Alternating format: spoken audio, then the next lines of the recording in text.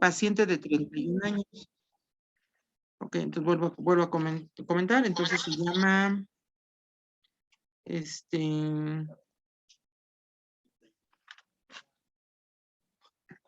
se llama Lady Laura Sosa González, femenino de 31 años, gesta 1, fecha de última menstruación, 9 de agosto de 2021. Embarazo de 27 semanas con 4 días, antecedente de fertilización in vitro con transferencia de embriones, implantación de óvulos homólogos el 15 de septiembre de 2021, diabetes gestacional, antecedentes hereditarios y familiares, interrogados y negados, antecedentes personales no patológicos, originaria de la Ciudad de México, residente del Estado de México, ocupación, ama de casa, escolaridad secundaria, religión católica, estado civil, casada. Hemotipo O positivo, esposo de 37 años que padece diabetes mellitus tipo 2, desconoce grupo de sangre y se dedica o es policía. Antecedentes personales patológicos, interrogados y negados. Antecedentes ginecobstétricos, menarquia a los 17 años. Ciclos menstruales 30 por 3 días de duración. Inicio de vida sexual activa a los 20 años. Número de parejas sexuales 1. Infecciones de transmisión sexual negadas. Papa Nicolau, entre paréntesis, bueno, sería la detección oportuna de cáncer cervicouterino, nunca se ha realizado. Método de planificación familiar,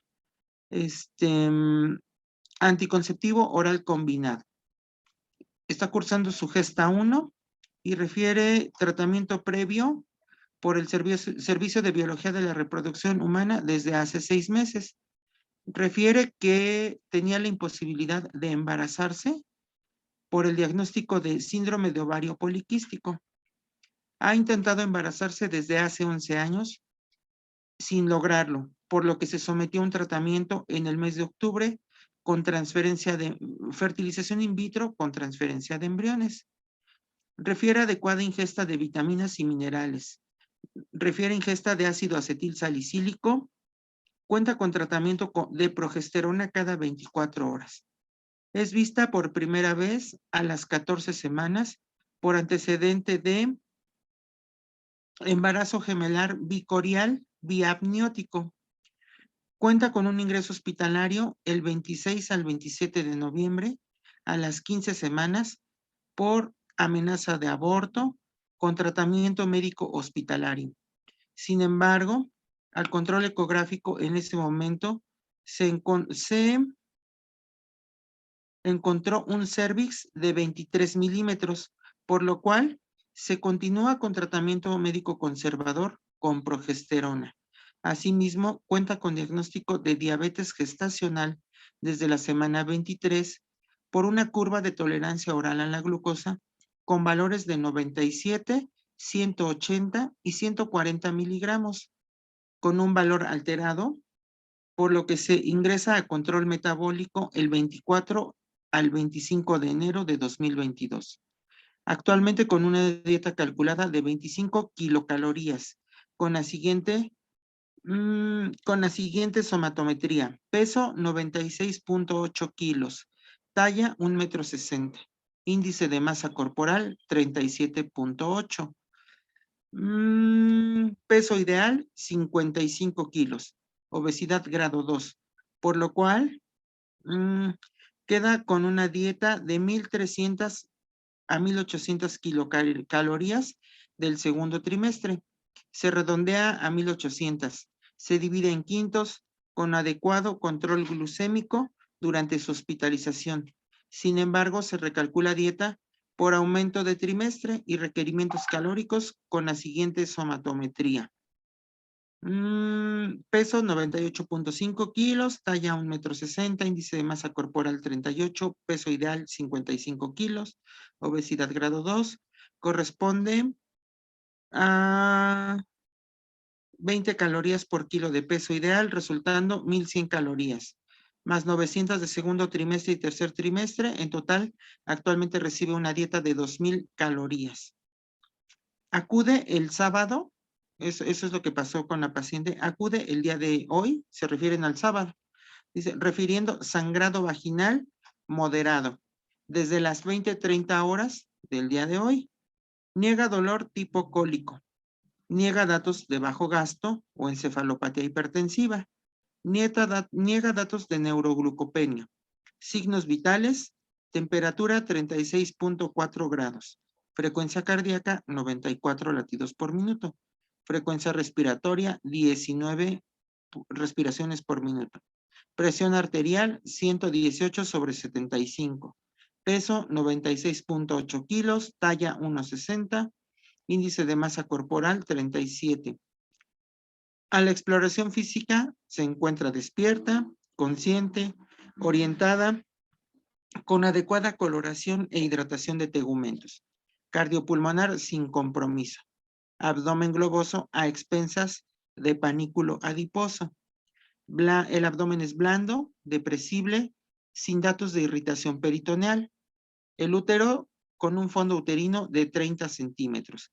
Frecuencia cardíaca fetal del primer feto, que lo mencionan como feto A, 130 latidos por minuto. Segundo feto, referido como feto B, 150 latidos por minuto. Genitales externos acordes a edad y sexo. Se realiza especuloscopía observando un cérvix cerrado, con sangrado y escasos coágulos en canal vaginal, sin sangrado activo en estos momentos. Extremidades íntegras, llenado capilar inmediato, reflejos de estiramiento normales. Ahí voy a hacer una pausa. ¿Alguien tiene alguna duda de la información o quiere que repita algo que no haya escuchado bien o que tenga dudas? Sí, doctor, ¿me podría repetir, por favor, las semanas de gestación que tiene la paciente, por favor? Sí, con mucho gusto. Dice que la paciente ingresó al servicio con un embarazo de 27,4 semanas. Sí, doctor, gracias. ¿Alguien más tiene alguna duda o quiere que repita algún dato? La edad, doctor, ¿de qué edad tiene la señora? Claro que sí, con mucho gusto. La paciente tiene No. 31 años. Gracias. Muy bien. ¿Sí? ¿Alguna otra duda? Yo, doctor, la exploración física después del IMC, que fue donde me quedé. Sí, con mucho gusto, doctor. Dice, aquí está. Dice, a la exploración física despierta, consciente, orientada, con adecuada coloración e hidratación de tegumentos, cardiopulmonar sin compromiso, abdomen globoso a expensas de abundante panículo adiposo. El abdomen es blando, depresible, sin datos de irritación peritoneal, útero con un fondo de 30 centímetros, frecuencia cardíaca fetal para el primer feto, que lo mencionan como feto A, 130 latidos. El segundo feto, que lo mencionan como feto B, 150 latidos por minuto. Genitales externos acordes a edad y sexo. Se realiza especuloscopía con cérvix cerrado, con sangrado y escasos coágulos en vagina, sin sangrado activo en estos momentos. Extremidades íntegras, llenado capilar inmediato. Reflejos de estiramiento o reflejos osteotendinosos normales. Es lo que mencionan de exploración.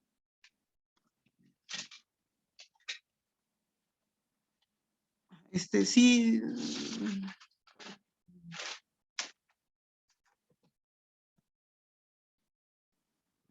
¿Alguien más tiene alguna duda o quieren que repitamos algún dato?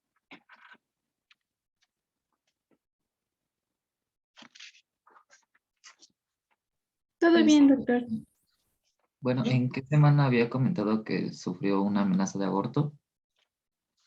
Sí, en los antecedentes dicen aquí que en el mes de octubre le hicieron una transferencia de embriones y que tuvo una amenaza de aborto el día 26 y 27 de noviembre, cuando tenía 15,2 semanas. Le dieron tratamiento médico en el hospital y dice que en aquella ocasión, al realizarle un ultrasonido, se encontró un cérvix de 23 milímetros, por lo cual sigue con un tratamiento médico conservador con progesterona. Asimismo, cuenta con diagnóstico de diabetes gestacional desde la semana 23 y el tratamiento es a base de una dieta. Ujú.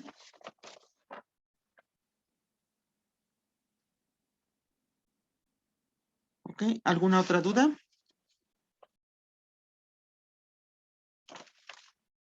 No, bueno, vamos a comenzar entonces con algunas preguntas muy importantes, ¿sale? Que elaboré para trabajar este caso clínico. Bueno, primero que nada, vamos a...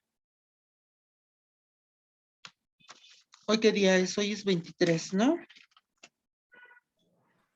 Sí. Bueno, vamos a tomar el Sí, número doctor. 23 de lista para empezar a jugar.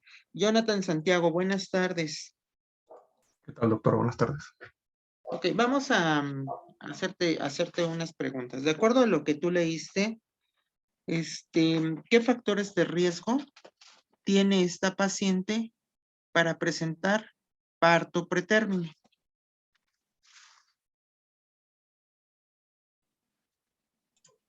Pues como tal podría ser el embarazo. En esta ocasión pues es una gesta gemelar o múltiple.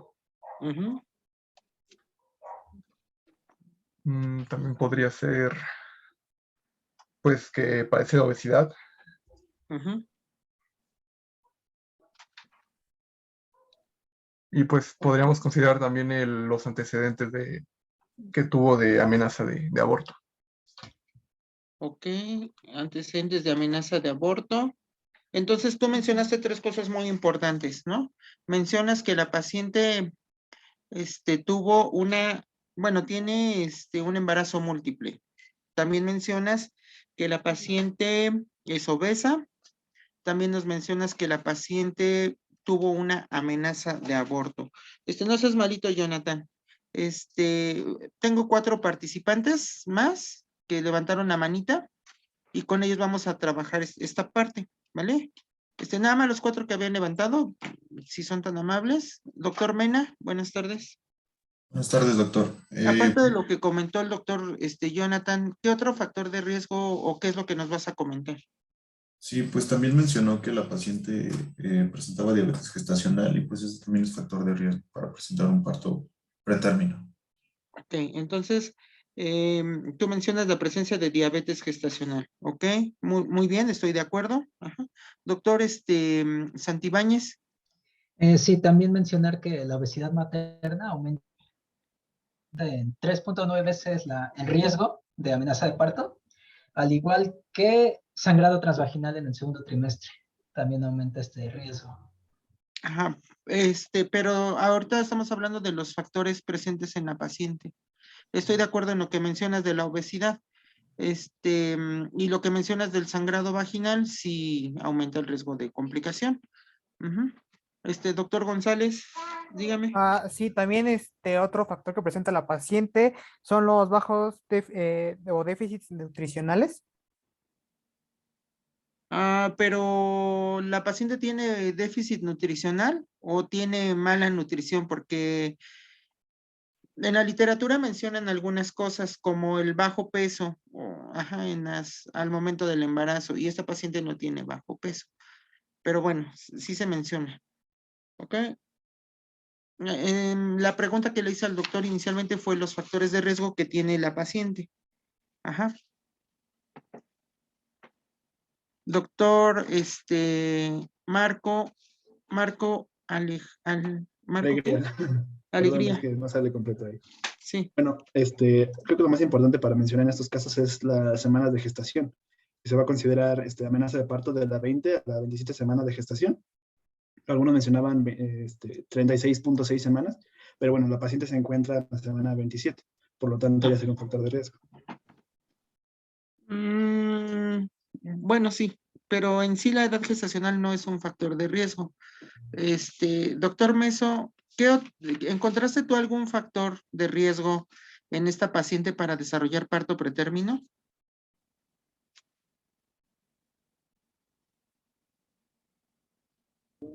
no tiene buena nutrición, doctor, y pues el embarazo múltiple solamente. Ok, muy bien. Doctora Aranza. También la fertilización in vitro. Ajá. La fertilización in vitro, ¿cómo o por qué mencionas que es un factor de riesgo? Bueno, lo que yo estuve leyendo es que leí que también estas pacientes que, bueno, se someten a estos procedimientos tienen mayor factor de riesgo para presentar un parto pretérmino. Ok, muy bien. ¿Cómo te apellidas? Aranza López. López Hernández. Ok, es que estoy apuntando en las participaciones. Nada más que voy más despacito. Ok, muy bien. Doctora, acá, ¿qué nos quieres comentar? También otro factor de riesgo sería que es un embarazo múltiple, ya que eso aumenta la distensión uterina y es más fácil que se inicie el trabajo de parto. Muy bien. Doctora Hortelano. Doctor, lo mismo es una duda. ¿Me podría por favor volver a repetir a la exploración física qué fue lo que se encontró? Sí, vamos a regresarnos entonces. Dice, a la exploración física se encuentra despierta, consciente, orientada, con adecuada coloración e hidratación de tegumentos. Cardiopulmonar sin compromiso. Abdomen globoso a expensas de abundante panículo adiposo. El abdomen es blando, depresible, sin datos de irritación peritoneal. El útero con un fondo de 30 centímetros. La frecuencia cardíaca para el feto denominado A, 130 latidos por minuto. Feto B, 150 latidos por minuto. Genitales externos, acorde a edad y sexo. Se realiza especuloscopía encontrando un cervix cerrado, con sangrado y escasos coágulos en canal vaginal, sin sangrado activo en estos momentos. Extremidades íntegras, llenado capilar inmediato y reflejos de estiramiento normal. Reflejos de estiramiento osteotendinosos normales, ¿ok? Es lo que mencionaba. Bueno, ¿alguien encontró algún otro factor de riesgo? Porque ya mencionaron los doctores que la paciente tiene un embarazo múltiple o gemelar, que la paciente es obesa. También mencionaron que la paciente tuvo una fertilización in vitro con transferencia de embriones. Mencionaron que es diabética como factor de riesgo. ¿Alguien encontró otro factor de riesgo? ¿O ¿Podría son los ser el únicos que síndrome de tienen? ovario poliquístico?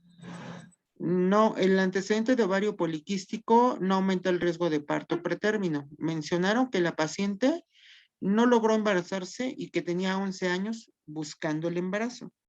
Y que mencionaban que probablemente no lograba embarazarse porque tenía un ovario poliquístico. Pero no, el ovario poliquístico no es un factor de riesgo para desarrollar parto pretérmino. ¿Pueden bajar sus manitas tantito? Y voy a preguntar nuevamente, de todo lo que ya mencionaron, ¿alguien encontró otro factor de riesgo para parto pretérmino en esta paciente? Bajen sus manitas. Solamente, no quiero que levanten las manitas para repetir lo que ya mencionamos. Solo quiero que levanten la manita si alguien encontró otro factor de riesgo presente, en este caso, para parto pretérmino. Ramírez, ¿qué encontró usted? Podría ser la medida del cervix, que dice que tiene 23 milímetros, y si está debajo, yo encontré que debajo de 25 es factor de riesgo. Ok, Ramírez Ruiz, excelente participación. ¿Y Carreño qué nos va a mencionar? También sería la edad materna, que la paciente tiene 35 años y eso aumenta la tasa de prematuridad en los fetos. No sé si lo mencionaron, pero creo que no. La paciente tiene 31 años, doctor. Entonces no estaba presente ese factor de riesgo. ¿Sale? Bueno, entonces, ahora sí, vamos a aclarar algunos puntos muy importantes. Entonces, ¿a qué problemas nos vamos a enfrentar nosotros a veces en la práctica clínica? Que a veces pueden llegar pacientes que no tengan ninguna enfermedad y vienen a buscar una atención, por ejemplo, para un evento como mencionaba, ¿no? Un parto y una paciente sana, joven, que no es adolescente, que no tiene ningún factor de riesgo, llega y tiene su parto y todo sale bien. Y dices, qué felicidad, ¿no? Porque hoy no me estresé, ¿verdad? Todo salió bien, ¿no? Pero puede ser que llegue una paciente como estas y ya desde que la ves dices, híjole, esta señora Así dice, hay unos, a mí me gustan los memes, ¿no? Y luego hay unos memes, y yo, si yo fuera, hiciera un meme de este paciente, pondría el Yoda así de, pondría un Yoda que diga, ya huele a parto pretérmino, ¿no? ¿Por qué? Porque esta paciente parece que nos está diciendo así, güey, me voy a complicar, aguas, me voy a complicar, ¿no? Entonces, esta paciente tiene una serie de factores de riesgo muy importantes. Y la habilidad del médico clínico es que al momento de hacer una historia clínica, nosotros podemos de encontrar algunas cosas que nos aumentan la posibilidad de una complicación. En este caso, la paciente tiene primero un problema muy grave, que es la obesidad, ¿no? Entonces, nosotros como médicos tenemos que trabajar con la población en general y la obesidad es un problema muy grave de salud en México. Yo creo como ginecólogo que no hay nada de malo en que las mujeres deseen tener hijos. Hay muchos paradigmas todavía muy tradicionales, muy arraigados en la población en México que definen feminidad tradicional como casada, con hijos, ¿no? Aunque esos paradigmas han cambiado mucho en la actualidad y ya las mujeres pues no se definen por eso, pero a fuerza quieren tener hijos, ¿no? Entonces yo lo primero que me preguntaría sería, bueno, algo tan importante como desear un embarazo, ¿no ameritaría que primero la paciente se preparara para tener un bebé? Y una preparación sería, pues, que empiece a tomar vitaminas, que baje de peso. Ajá. Entonces, la obesidad es un problema grave y más o menos podemos decir sin exagerar que de cada 10 mujeres embarazadas que llegan al hospital, de esas 10, 8 tienen obesidad o sobrepeso. Entonces, la obesidad tiene un costo social y económico muy grande y en el embarazo también. Entonces, la mujer que se embaraza siendo obesa tiene mayor riesgo de desarrollar complicaciones como abortos, productos con malformaciones, de desarrollar diabetes gestacional, de tener preeclampsia. Entonces, si una paciente se embaraza siendo obesa, y yo tengo en este momento 2 mujeres de la misma edad, ¿sale? Con los mismos, sin ningún factor de riesgo, solo el estado nutricional, la obesa tiene 4 a 5 veces más posibilidades de tener complicaciones graves. Y esas complicaciones, si se llegan a presentar, pueden condicionar que en algún momento el feto o el embarazo tenga que interrumpirse antes de tiempo. Por ejemplo, si una paciente es obesa, tiene más posibilidades de desarrollar diabetes gestacional y si tiene diabetes gestacional, estamos hablando que en cualquier momento puede tener un descontrol metabólico tan grave que haga que esa paciente llegue de manera grave al hospital y para evitar que se pueda morir mamá o bebé, a lo mejor yo voy a tener que desembarazarla. Y entonces ya aumenta el riesgo de que ella pueda tener un bebé que nazca antes de lo normal, que nazca antes del término. Ajá. Otro ejemplo, una paciente obesa tiene más posibilidades de que desarrolle estados hipertensivos como preeclampsia. Si una paciente embarazada desarrolla preeclampsia, tiene más posibilidades de que en algún momento la preeclampsia empiece a dañar órganos como el riñón, alteraciones plaquetarias, hepáticas, que tenga un desprendimiento de placenta. Y si eso ocurre, pues voy a tener que interrumpir el embarazo para evitar que se pueda morir la mamá o el bebé. Entonces, si ven, la historia clínica es muy importante. Es algo que nos lleva unos minutos, pero analizar qué tiene esta paciente que implique un riesgo, ¿vale?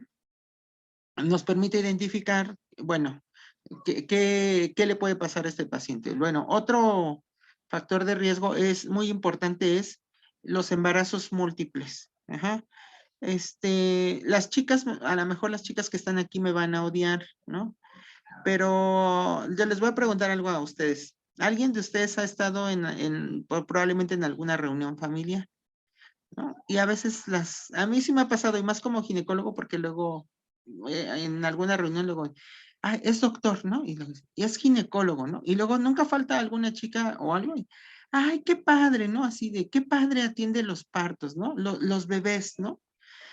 Ay, doctor, qué bonito ha de ser ver un parto, ¿no? Y, doctor, híjole, yo he soñado, me encantaría tener gemelos, ¿no? Así de, no sé por qué la gente tiene esa idea tan rara, ¿no? O muchas mujeres idealizan y dicen, es que quiero gemelitos, ¿no?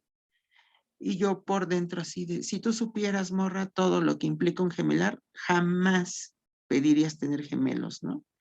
Entonces, no sé, yo veo a las mujeres así muy, muy curiosas, ¿no? Y más dicen por ahí, el que nada sabe, nada teme, ¿no?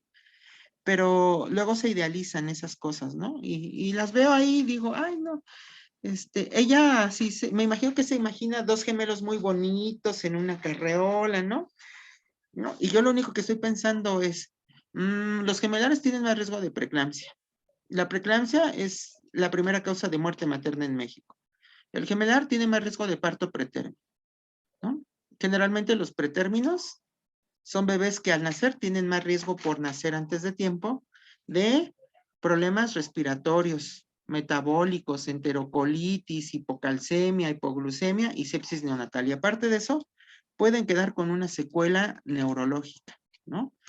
Los pacientes con embarazos múltiples tienen úteros más grandes y le cuesta más trabajo al útero regresar al tamaño. Entonces son pacientes que generalmente sangran más.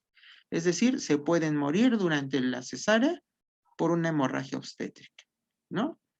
Entonces, las mujeres así bien contentas viendo a sus gemelos en las carreras y yo lo único que veo es hemorragia, choque hipovolémico, preeclampsia, prematurez, niños con secuelas, muerte de un feto, el que sobrevivió quedó mal del cerebro con secuelas, ¿no? Entonces, el embarazo múltiple es un embarazo muy delicado, ¿sale? Generalmente, no es una regla general, pero yo les puedo decir que en los 10 años que tengo inmerso en esto que es la ginecología, me ha tocado ver menos de 5 embarazos gemelares que han llegado al término. La mayor parte de los embarazos gemelares o múltiples terminan antes de tiempo. Y creo que fue el doctor Mena, si no mal recuerdo, mencionaba que el útero está sobredistendido. Sí fue usted, ¿verdad? O alguien comentó, bueno, alguien de ustedes comentó el embarazo múltiple. Entonces, el embarazo múltiple no es sinónimo de parto pretérmino, pero el embarazo múltiple, a diferencia de un embarazo con feto único, ¿sale? Tiene más riesgo de preeclampsia, hemorragia obstétrica y de parto pretérmino, ¿sale? Bueno, entonces ahí tenía otro factor de riesgo. Sin embargo, los factores de riesgo nosotros los podemos clasificar. Bueno, dentro de lo que yo estudié para la clase, hay algunos autores que mencionan que los factores de riesgo se pueden dividir en demográficos, en hábitos, bueno, hábitos culturales o de comportamiento de la persona, o médicos y reproductivos. Y esta pacientita, también tenía otro que era,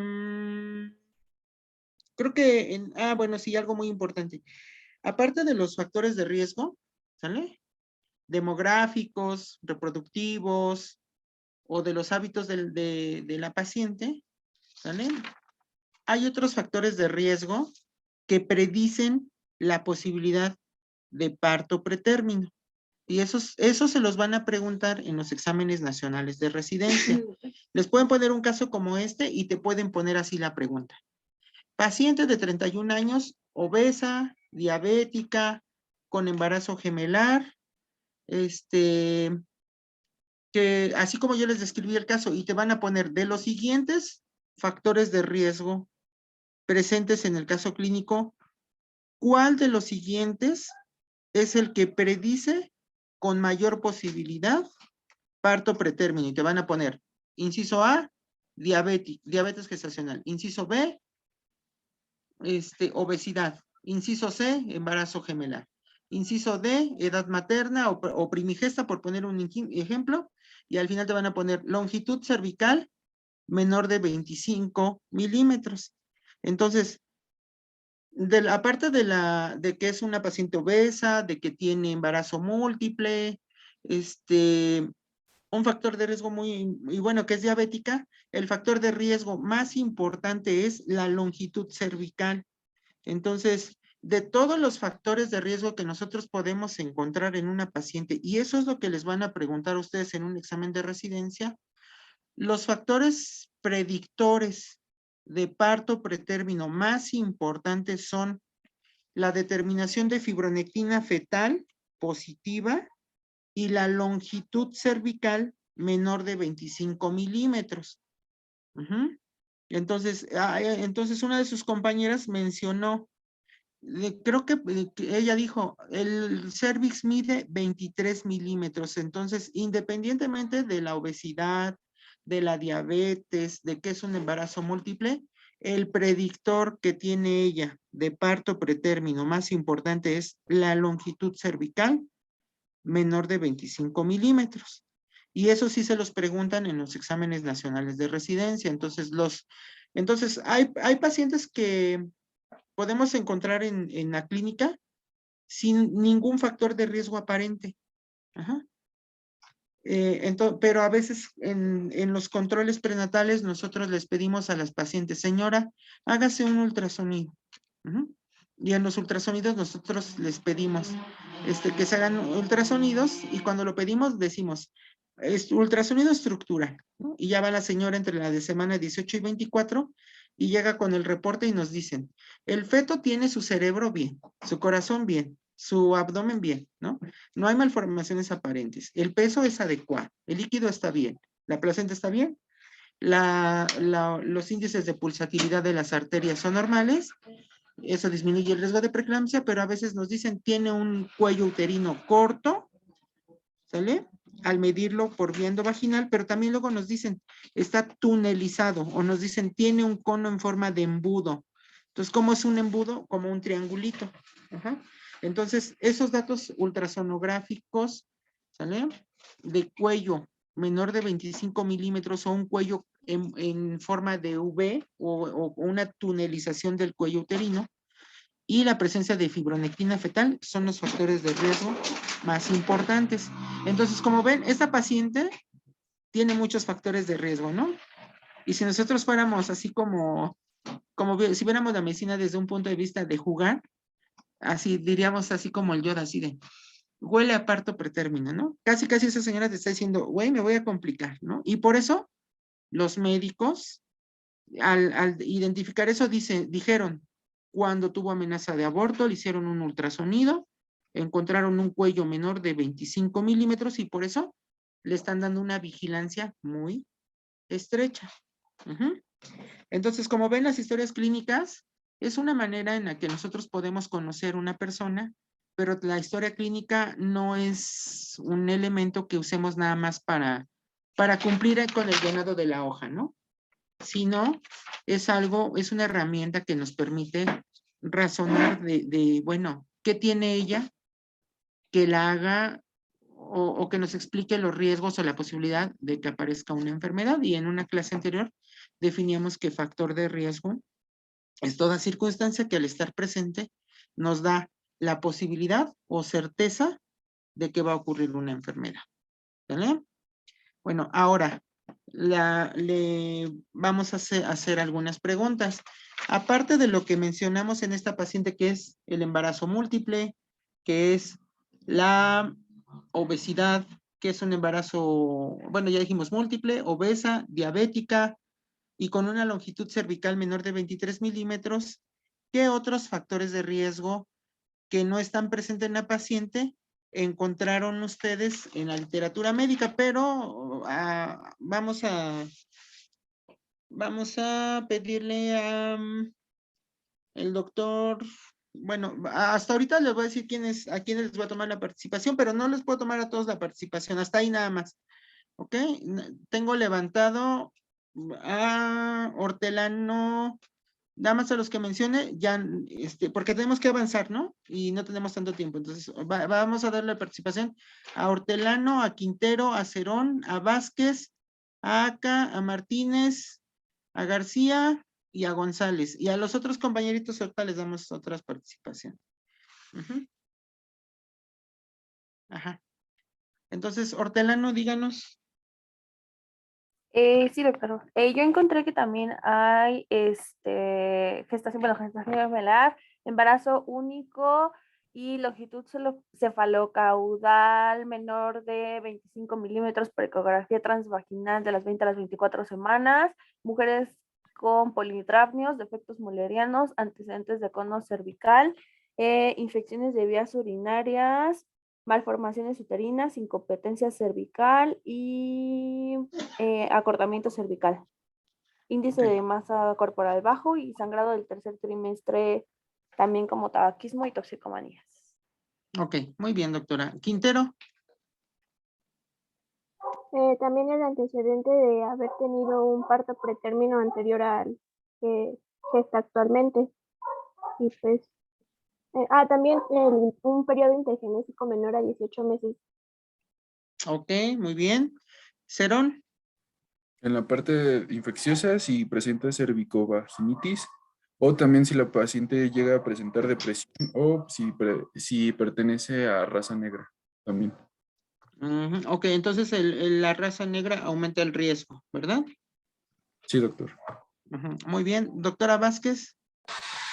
También tabaquismo, enfermedad periodontal, vaginosis bacteriana, neumatosis uterina y ya. Muy bien. Doctor Aca López. También está la presencia de estrés crónico, esto por el desequilibrio hormonal que tiene el estrés desde un punto fisiológico, deficiencia de vitamina C y mujeres de talla baja, que creo que nuestra paciente entra dentro de este factor de riesgo, talla baja, menor de 1,60. Sí, sí tenía talla baja. Ajá. Doctora González. Sí, en las infecciosas encontré que la principal era la vaginosis bacteriana y también encontré placenta previa. Ok, la placenta previa también, excelente. Doctora Martínez. Bueno, ya dijeron la mayoría, pero también encontré que el género del feto va a depender bastante, ya que encontré que tiene una mayor incidencia en fetos varones. Ok, también es más frecuente en los fetos, en la literatura sí mencionan eso. Doctora García. Bueno, también encontré lo que es la ruptura prematura de membranas, el desprendimiento de placenta normoinserta, la preeclampsia y eclampsia, y creo que ya. Ok, muy bien. Bueno, entonces, dentro de los factores de riesgo, sí cabe aclarar algo. Los principales predictores de parto pretérmino son, ya mencionábamos, la longitud cervical y la presencia de una prueba de fibronectina en las secreciones vaginales positivas. Los factores de riesgo los podemos clasificar en maternos, en uterinos, de causa obstétrica. Pero también podemos encontrar factores de riesgo de la conducta de las personas, ¿vale? O de los hábitos de cómo se comporta una persona o demográficos. Entonces, todos mencionaron elementos muy importantes. La raza negra es un factor de riesgo importante para presentar parto pretérmino. Los malos hábitos de salud, como es el consumo de tabaco, ¿sale? Aumentan el riesgo de parto pretérmino, pero también de bajo peso del feto al nacer. ¿Vale? Entonces, cuando nosotros hacemos las historias clínicas, luego les estamos preguntando, y a mí me ha tocado preguntarle a las pacientes, señora, ¿qué grupo de sangre tiene? Y ya te dice, O positivo, doctor. Señora, ¿usted fuma, consume alcohol o drogas? No. Pero es muy curioso si usted cambia el sentido de la pregunta, porque yo luego les pregunto a las señoras, señora, ¿usted fuma, consume alcohol o drogas? Y dice, no. Digo, lo hacía antes del embarazo, y algunas veces las pacientes me dicen, sí, yo fumaba, ¿no? Y le digo, ¿usted fumaba hasta qué edad? Dicen, pues desde los 18. ¿Y cuántos cigarrillos se fumaba al día? No, pues 3, ¿no? Por poner un ejemplo, ¿no? ¿Y cuándo suspendió el tabaquismo? Pues cuando me enteré que estaba embarazada. ¿Y usted a las cuántas semanas se enteró que estaba embarazada? No, pues cuando ya tenía como 12, ¿no? Entonces dices, qué curioso. Si cambias tú el sentido de una pregunta, te puedes dar cuenta que esa mujer tuvo exposición al tabaco, ¿vale? Pero ahí entramos en el contexto de algo que yo mencionaba al inicio de la sesión. No es lo mismo desear un embarazo que prepararse, ¿no? Entonces ahí la pregunta sería, ¿se preparó? Pues no, ¿verdad? Quedó embarazada porque falló el método, porque quería, pero prepararse sería que suspendiera, por ejemplo, el tabaquismo desde antes de estar embarazada, que tomara vitaminas, que bajara de peso, etcétera. Entonces luego hay mujeres que parecieran no tener factor de riesgo, pero lo pueden tener y eso depende de la habilidad del médico. Luego hay pacientes que dicen, doctor, pero ¿por qué se le adelantó el parto? No, porque luego llegan bien enojados los pacientes y, no, nació prematuro, dicen que está grave, ¿no? Y llegan bien enojados y lo voy a demandar, ¿no? Y yo, sí, señor, demándeme, ¿no? Y yo le voy a decir al juez que pues su esposa pesaba 100 kilos, que no se tomó las vitaminas antes de embarazarse, que no iba a controles prenatales, que nunca se echó un papá Nicolau, que hace un año tuvo un bebé prematuro, que fumaba antes de embarazarse, ¿no? Entonces, quieren buscar luego chivos expiatorios, pero a veces lo que hacen los pacientes son cosas que dañan su salud, ¿no? La gente generalmente no lo hace por mala onda, ¿no?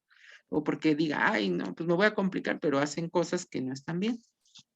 Bueno, entonces factores de riesgo están los demográficos, entonces la edad, embarazos en adolescentes mayores de 35 años, raza negra, estrato socioeconómico bajo. En esta paciente tenía baja escolaridad también, que era otro factor de riesgo.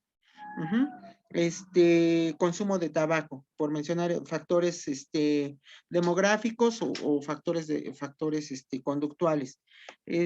Factores, también mencionaron, todas las mujeres que previamente están enfermas, llámese diabetes, hipertensión, asma, epilepsia, lupus, artritis reumatoide, obesidad, tienen más riesgo de que sus embarazos se compliquen. Ahí podremos hablar de factores maternos. Factores uterinos, pues ya lo mencionaban, la incompetencia cervical, el antecedente de que haya tenido conos o cirugías del cuello uterino previamente, la presencia de miomatosis uterina, la presencia de malformaciones müllerianas como útero septado, útero bicornio, útero didelfo, por mencionar un ejemplo. Esas serían causas uterinas. Y por ahí mencionaban las causas obstétricas.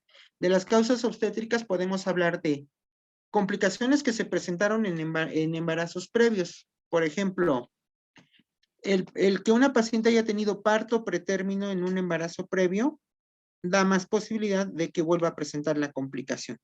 ¿Sale? Y causas que pueden presentarse de nuevo en un embarazo es, por ejemplo, veíamos, si la paciente tiene desprendimiento prematuro de placenta normoinserta, puede ser motivo de que tengamos que desembarazarla, ¿no? Y que el bebé nazca antes de tiempo si el desprendimiento es grave. Si la paciente tiene placenta previa y empieza a sangrar mucho, puede ser necesario que tengamos que operarla y el bebé tenga que nacer antes de tiempo. Si la paciente presenta preeclampsia, si presenta restricción del crecimiento, si presenta oligohidramnios también. O también mencionaban por ahí polihidramnios. Entonces el polihidramnios es muy curioso, pero es muy parecido a lo que sucede con los gemelos. El útero es un órgano que tiene cierta capacidad para distenderse. En los fetos de embarazos gemelares o en los pacientes con polihidramnios puede suceder una sobredistensión uterina y eso puede ocasionar que se adelante el nacimiento del bebé. Entonces, por eso es muy importante hacer la historia clínica y a lo mejor en una paciente podemos encontrar solo el tabaquismo, la raza, a lo mejor la paciente puede ser sana, pero el primer embarazo se adelantó el parto y eso ya le confiere riesgo. El riesgo de una paciente yo lo determino por la edad, que puede ser adolescente, mayor de 35 años, estado socioeconómico, estado nutricional, hábitos, enfermedades presentes en la paciente, ¿sale? O en los antecedentes de qué le pasó en los embarazos previos. Entonces, para poder determinar el riesgo obstétrico, eso ya lo vieron cuando vieron embarazo de alto riesgo, ¿vale? El elemento más importante es la historia clínica. Cuando yo encuentro que una paciente tiene factores de alto riesgo para complicarse, la refiero con un especialista. Entonces, para parto pretérmino, pues podemos hablar de factores demográficos, factores conductuales de la paciente, enfermedades preexistentes en la mamá, enfermedades uterinas, o causas uterinas o antecedentes antecedentes obstétricos en embarazos previos, ¿vale? Bueno, ¿hasta aquí tienen alguna duda? Bueno, No, doctor.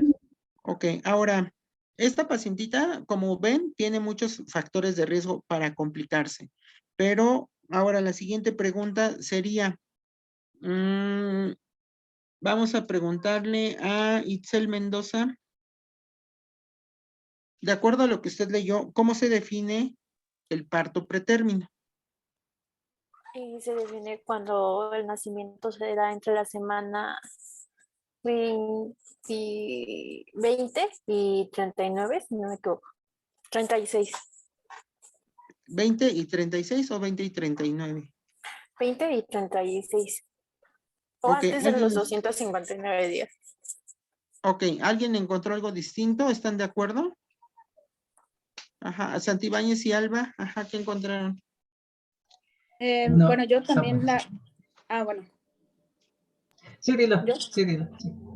Ok, que también, bueno, puede ocurrir entre la semana 22 y 37 de gestación, y también con la presencia de contracciones de 4 cada 20 minutos o de 8 cada 60, cada hora. A ver, me distraje un momento, perdón, ¿me repites? Ajá. Sí, que bueno, se define también como la presencia de las contracciones con un ritmo de 4 cada 20 o también 8 en 60 minutos, una hora, y también de la 22 a 37 semanas de gestación. Ok, ajá. Le voy a pedir participación a Santiago. Le voy a empezar a pedir algunas participaciones porque están levantando mucho la manita, pero luego lo que sucede es que luego son los mismos de siempre, ¿no? Entonces vamos a darle un poquito de participación a otros. ¿Dónde está Santiago? Nochebuena.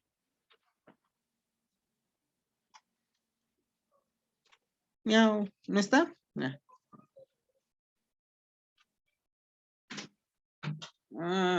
No, que ya no se conectó, ¿verdad? Con razón no la veo. Bueno, Rodríguez Martínez Alejandro. Sí, aquí estoy. Bueno, ya había encontrado que era entre la semana 20.1 y la 36.6 y lo que mencionaba mi compañera de las contracciones, pero aparte hay cambios cervicales mayor a 20 milímetros. También lo que mencionaba, fibronectina fetal positiva. Esto asociado a longitud cervical entre 29 a 20 milímetros. Ok. ¿Alguien de los que levantó la manita? Bueno, vamos a pedirle una participación a Ramos Mendoza. ¿Encontraste alguna clasificación del parto pretérmino?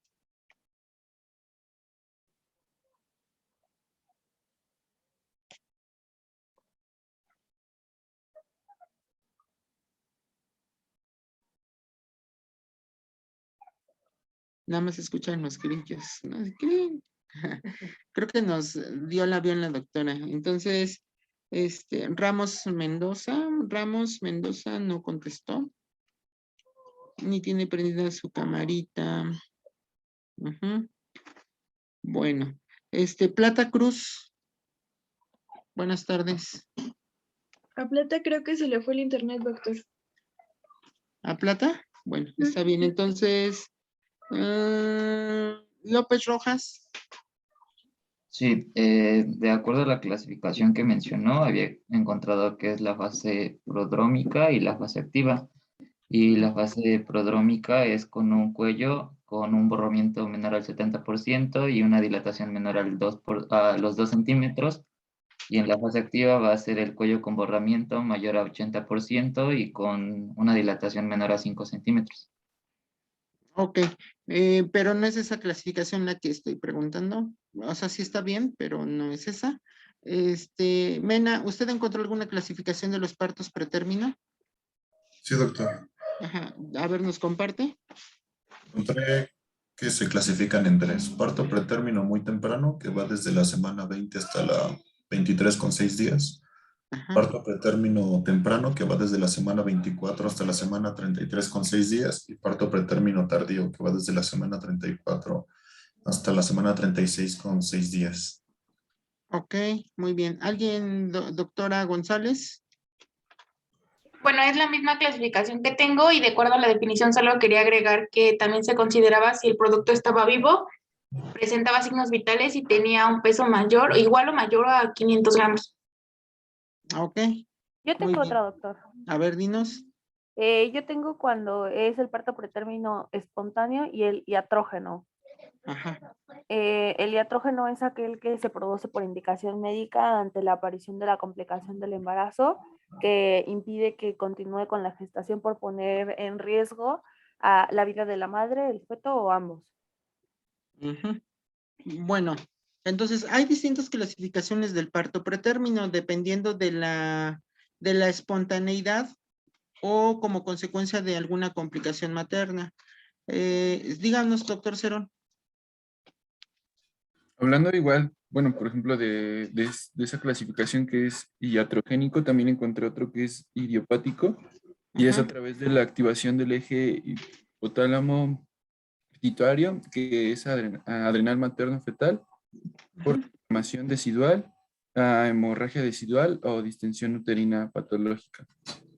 Ok, bueno, entonces como mencionamos, hay distintas clasificaciones y esas clasificaciones dependen de cómo estoy yo observando el fenómeno por el cual un bebé va a nacer antes del término. Entonces, para los ginecólogos y para los pediatras, la semana 37 marca dos cosas muy importantes.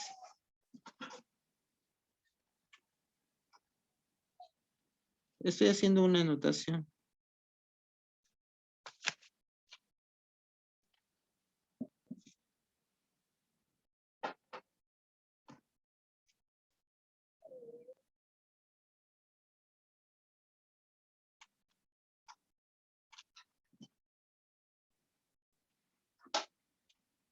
Cuando nosotros nos enfrentamos a un embarazo, la semana 37, bueno, el tiempo es muy importante. Entonces, si nosotros tenemos la expulsión de un feto antes de antes de la semana 20 o 22, de acuerdo a la OMS, ¿sale?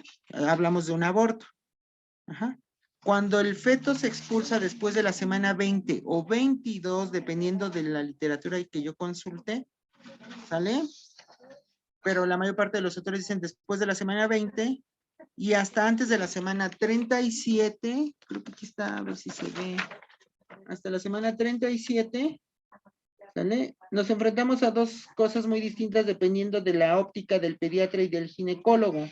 El pediatra, cuando un bebé nace entre la semana 20 y 37, ve un producto prematuro, porque para ellos hablan de la madurez de los órganos del feto. Y para el ginecólogo es pretérmino, ¿sale? Después de la semana 37, el pediatra dice producto maduro y nosotros decimos de término. Entonces, cuando nos enfrentamos a un nacimiento de un bebé antes de la semana 37, debemos de considerar que tenemos dos pacientes, la mamá y el feto. Y el objetivo de atender a una paciente embarazada siempre va a ser el mejor resultado perinatal y materno. Uh-huh. La mayor parte o un porcentaje muy grande de las pacientes durante los embarazos presentan complicaciones y a veces nuestra conducta como ginecólogos no es que nosotros los queramos sacar antes de tiempo, pero a veces han llegado pacientes al hospital y llegan con preeclampsia con criterios de severidad. Entonces, aproximadamente el 10% de los bebés, del total de los embarazos, van a ser prematuros. Es la incidencia global más aceptada. Entonces, a veces hay pacientes que se les sube mucho la presión, les da preeclampsia, empiezan a dañarse órganos como el riñón, el corazón, el hígado, y entonces yo estoy ante una disyuntiva y digo, bueno, esta mujer ya está presentando daño hepático, renal, y tiene riesgo de convulsionar, ¿sale? Y entonces yo me enfrento al problema de que, pero el bebé es prematuro, y en ese momento yo tengo que poner en una balanza y decir, si no la opero en este momento, se pueden morir los dos. Entonces, desde el punto de vista de la intencionalidad, nosotros tenemos que poner en una balanza muy delicada y decir, lo dejo, pero se pueden morir los dos. Uh-huh. o lo saco. Y a lo mejor va a ser un poco cruel, pero no es que nosotros lo queramos sacar antes de tiempo, ni fastidiar al pediatra, ¿no? De, ay, te va el prematuro, ¿no? Yo soy muy cruel y luego juego con los pediatras, ¿no? Y un día me dice un pediatra, ay, no sé qué, no me acuerdo cómo estamos jugando, y le digo, ay, como que nos estaba haciendo bullying un pediatra de que nos tocó una paciente muy grave con hemorragia, y dijo, ay, dice, sí batallaron, ¿no? Y le digo, ay, sí, doctor, pues, como que nos estaba haciendo bullying, pero medio pesado, y le digo, no se preocupe, ahorita le saco el de 28 semanas, y nada más se puso así, ¿no? Y dijo, qué mala onda, ¿no? Y le digo, bueno, pero a veces hay pacientes que por sus enfermedades se descompensan mucho. Hay pacientes que se descompensan de la diabetes, se les sube mucho la presión, presentan una hemorragia por desprendimiento, por placenta previa, y en ese momento ponemos en una balanza, bueno, ¿qué es lo más importante? Esta paciente se está chocando, se está desprendiendo la placenta o está sufriendo el bebé y lo saco antes de tiempo, ¿no? Entonces, desde el punto de vista de la intencionalidad, a veces la conducta del médico ginecólogo en búsqueda de preservar la salud de la mamá, a lo mejor voy a ser un poco cruel, pero a mí me interesan las mamás, no tanto los bebés, ¿no? El bebé es asunto del pediatra, ¿no? Pero a veces tenemos que ser resolutivos, ¿no? Y hay enfermedades muy graves, por ejemplo, la preeclampsia sí es un problema grave de salud pública, y las pacientes que tienen más riesgo de morirse en el hospital son las que tienen hemorragias o las que tienen preeclampsia, y en ese momento tristemente, pues tenemos que sacar al bebé, porque la cura de la preeclampsia, y eso lo vamos a ver después, es quitar la placenta. Bueno, ahora, dependiendo del momento en el que se presenta el parto pretérmino, se puede clasificar en con feto inmaduro, temprano, o bueno, mencionó una clasificación. ¿Me puede repetir esa clasificación?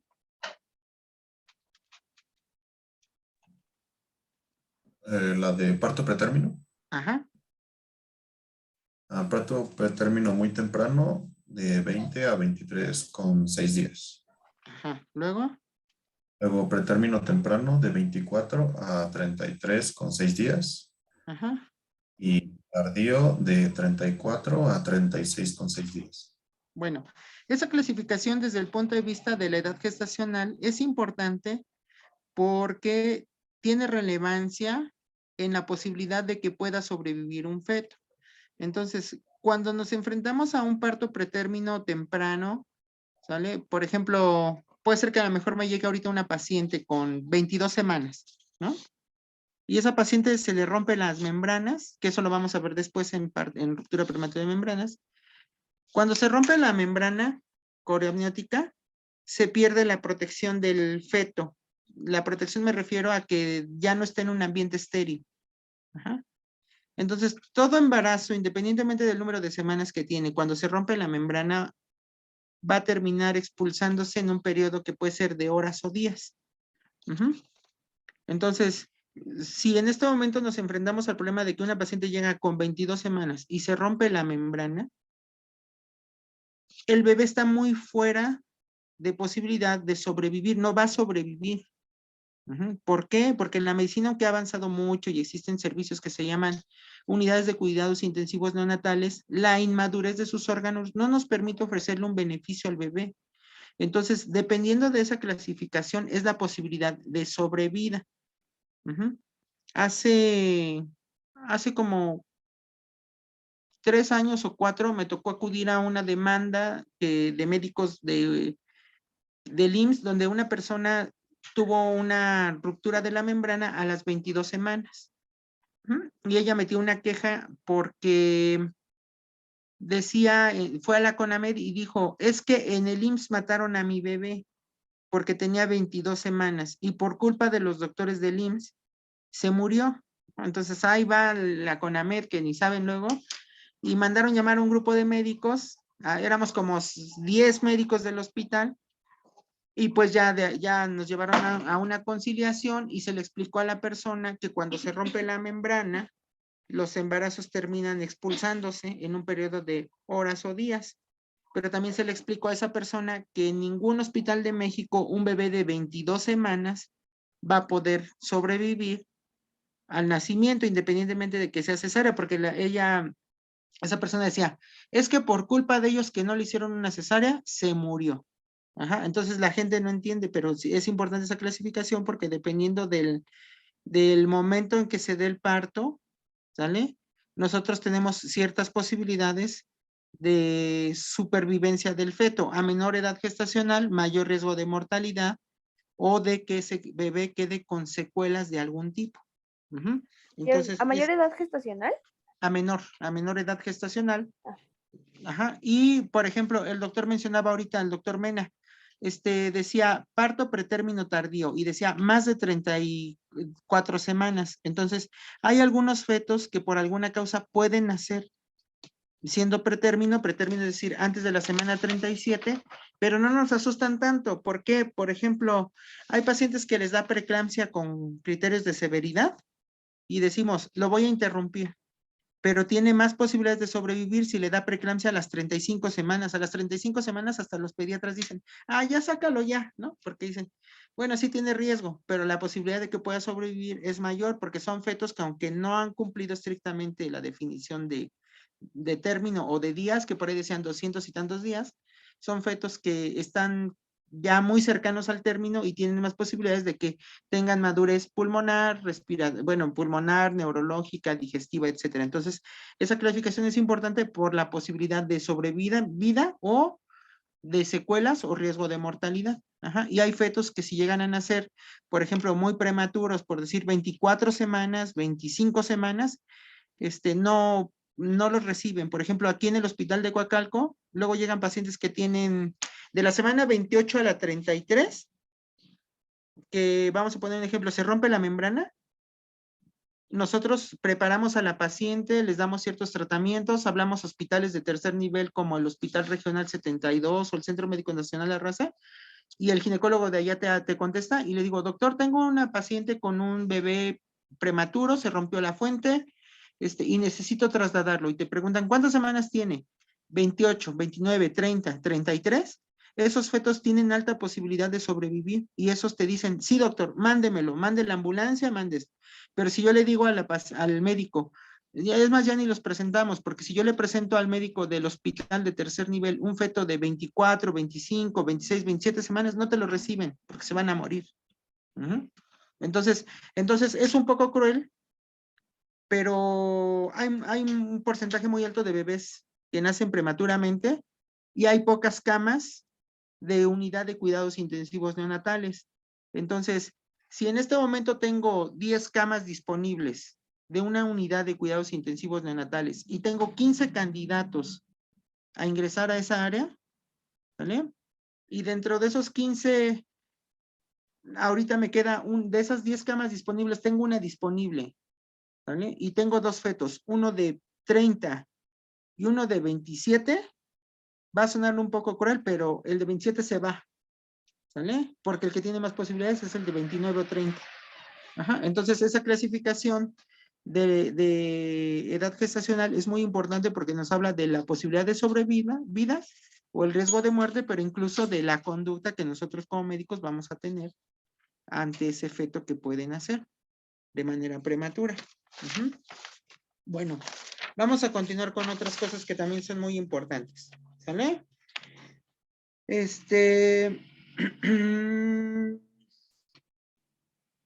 Bueno, entonces hay algunos pacientes que pueden presentar parto pretérmino espontáneo y otras puede ser inducido. Ajá. Dentro de la fisiopatología se habla mucho de factores como puede ser, bueno, de algo que se llama la unión coriodecidual y algo que tiene que ver con la participación de algunas sustancias que se producen ahí, de factores infecciosos, etcétera.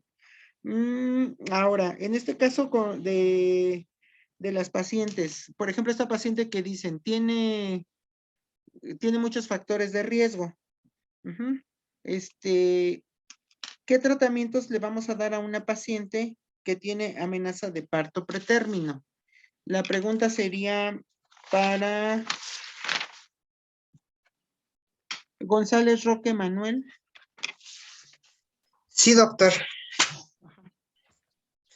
Bueno, yo había leído que estas pacientes, se les llamó, les practicaba la tocólisis. Y bueno, pues no encontré nada más, porque bueno, es que también tenían como que unas clasificaciones como de para saber si el parto era viable para qué tipo de manejo se le iba a dar al parto. Ah, ok. Entonces tú mencionas la tocolisis y mencionas que la vía de nacimiento va a depender ¿de qué? Bueno, es que encontré varios factores de qué manejo se le podría dar al parto, porque pues también puede ser un trabajo de parto avanzado, también puede ser se podría llegar a una muerte fetal, como ya lo mencionó, porque son muy inmaduros los bebés. Y pues creo que ya. Bueno, doctora Saucedo. Bueno, hablando de la tocolisis, esta es pues para que el embarazo se prolongue entre 2 y 7 días y así pues ayude a la madurez pulmonar fetal, ya que pues, se disminuye el factor surfactante cuando un bebé es prematuro. Y también creo que mencionaba sobre la indomicina para manejar a una paciente que pues presenta diabetes en el embarazo. Entonces entonces tú mencionaste la tocolisis, ¿verdad? O sea, ¿para qué es la tocolisis? Tú dices que la tocolisis tiene ciertas indicaciones. Doctora González. Sí, yo encontré que la tocolisis se iba a utilizar principalmente para tratar de eliminar las contracciones uterinas. Y de esta pues había varios grupos de fármacos y lo primero que se tenía que hacer era pues hidratar a la paciente y tener reposo absoluto. También, bueno, ¿quiere que explique los fármacos que encontré? Sí, platícanos, para eso son las participaciones. De todos modos, ahorita yo les voy a ir haciendo algunas observaciones. El primer grupo que encontré es el antagonista de la oxitocina, que pues como ya sabemos, va a inhibir la contracción uterina y se llama atosiban. Y encontré que era de forma intravenosa y era el fármaco de elección. Iba a constar de 3 fases. Y después encontré los beta-miméticos, que es la terbibutalina, pero estaba contraindicado porque teníamos que tener precaución al usarlo con los corticosteroides, que sería si en caso de que que el feto requiera corticoides para su maduración pulmonar. También encontré los antagonistas de calcio, como el nifedipino, que igual pues por la acción iba a impedir la entrada de calcio extracelular y pues iba a dificultar la contracción. Estaba contraindicado en insuficiencia renal o cardíaca.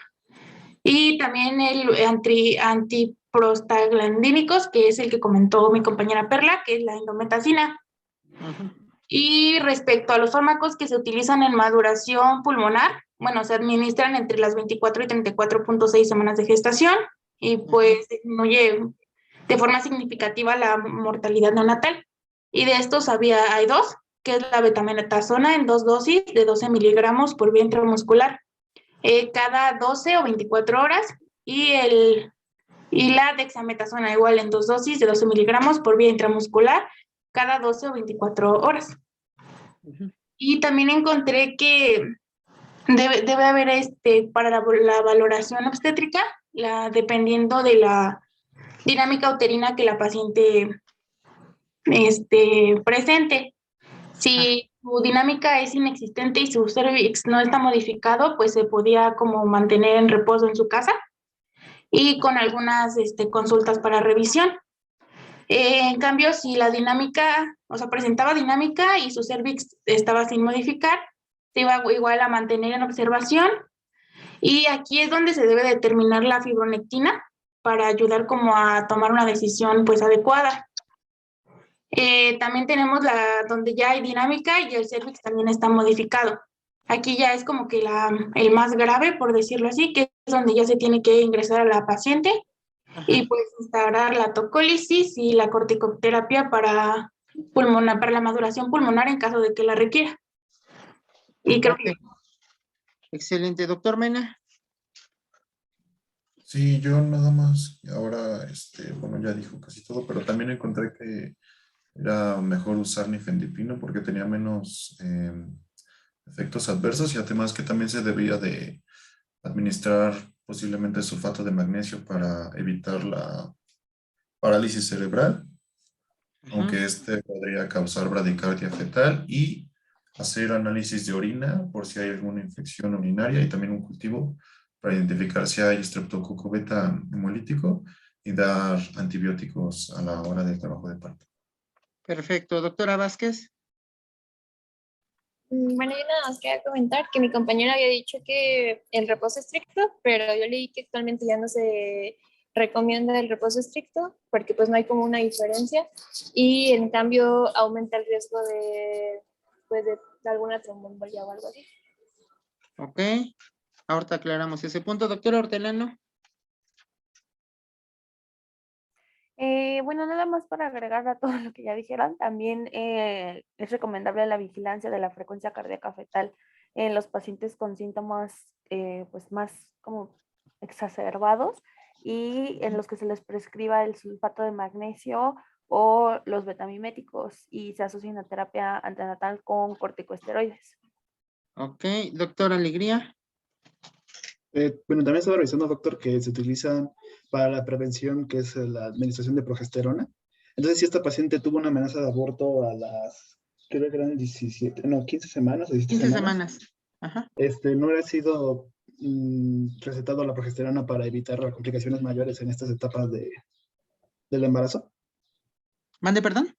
O sea, que si no hubiese sido importante darle la progesterona en esas semanas para evitar complicaciones en un futuro. Bueno, ahorita platicamos algo de la progesterona. Bueno, entonces, como ven, el parto pretérmino es un síndrome, porque, bueno, y eso también es muy importante. Las causas por las que puede ocurrir parto pretérmino pueden ser distintas en las diferentes pacientes. Por ejemplo, a veces en un solo turno, puede ser que tengas una paciente que tenga 33 semanas y llegó con ruptura de las membranas espontánea. Ella ya tiene por la ruptura alta posibilidad de que ese bebé nazca en cuestión de algunas horas o algunos días. Puede ser que en ese mismo turno tengas una paciente con preeclampsia con criterios de severidad a la semana 34.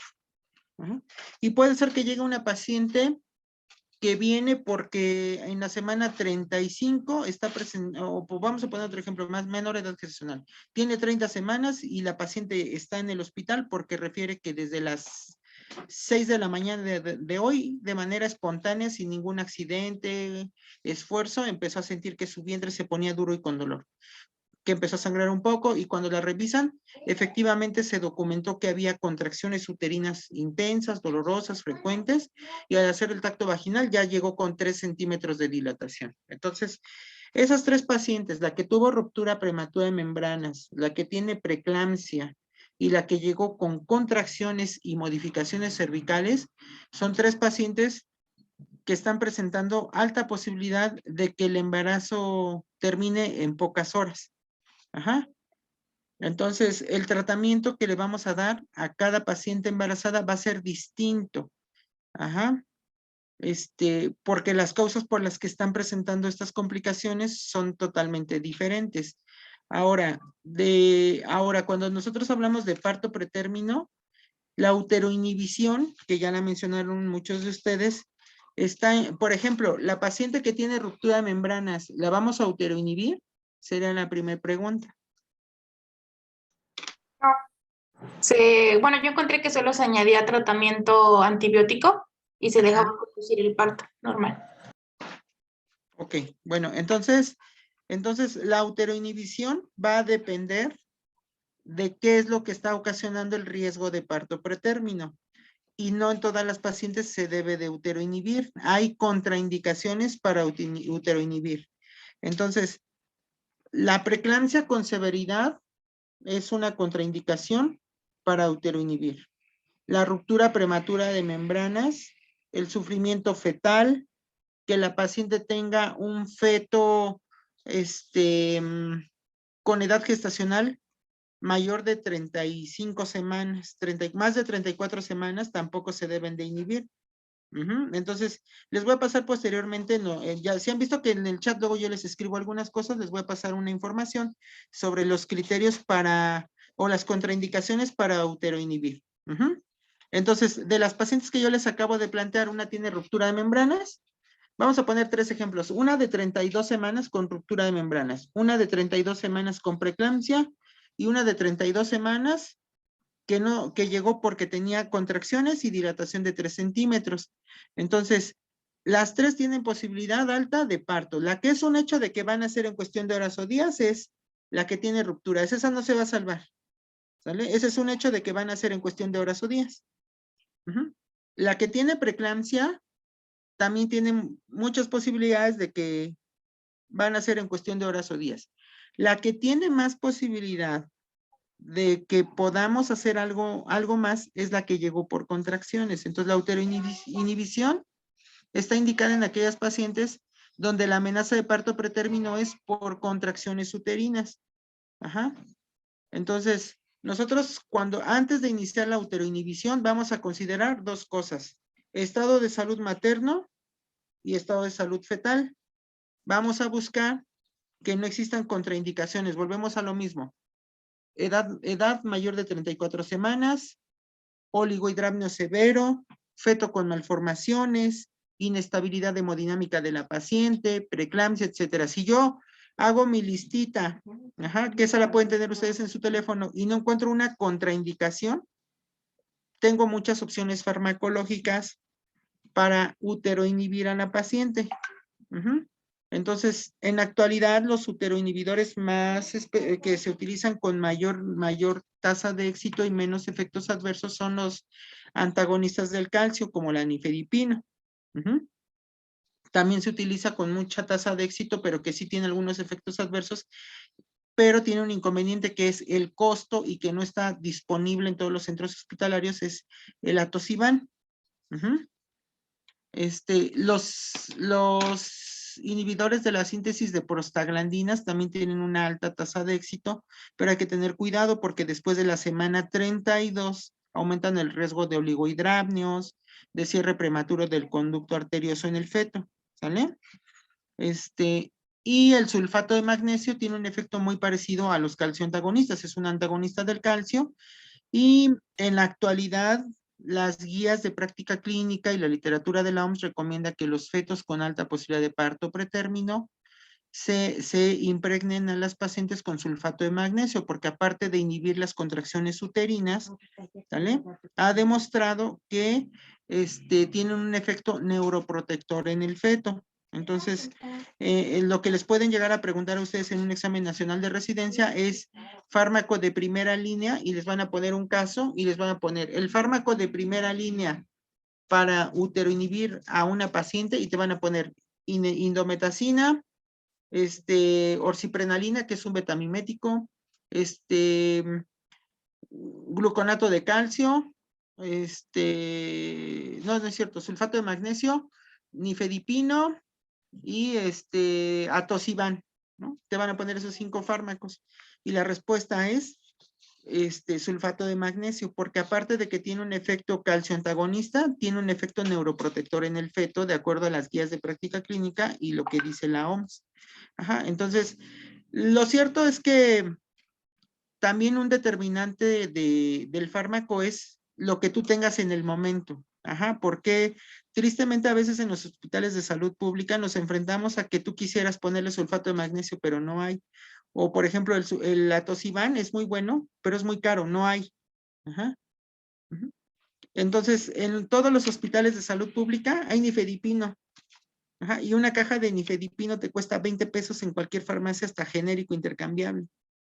Entonces, lo cierto es que debes de individualizar el caso, buscar que no hayan contraindicaciones, por ejemplo, la indometacina, ¿no?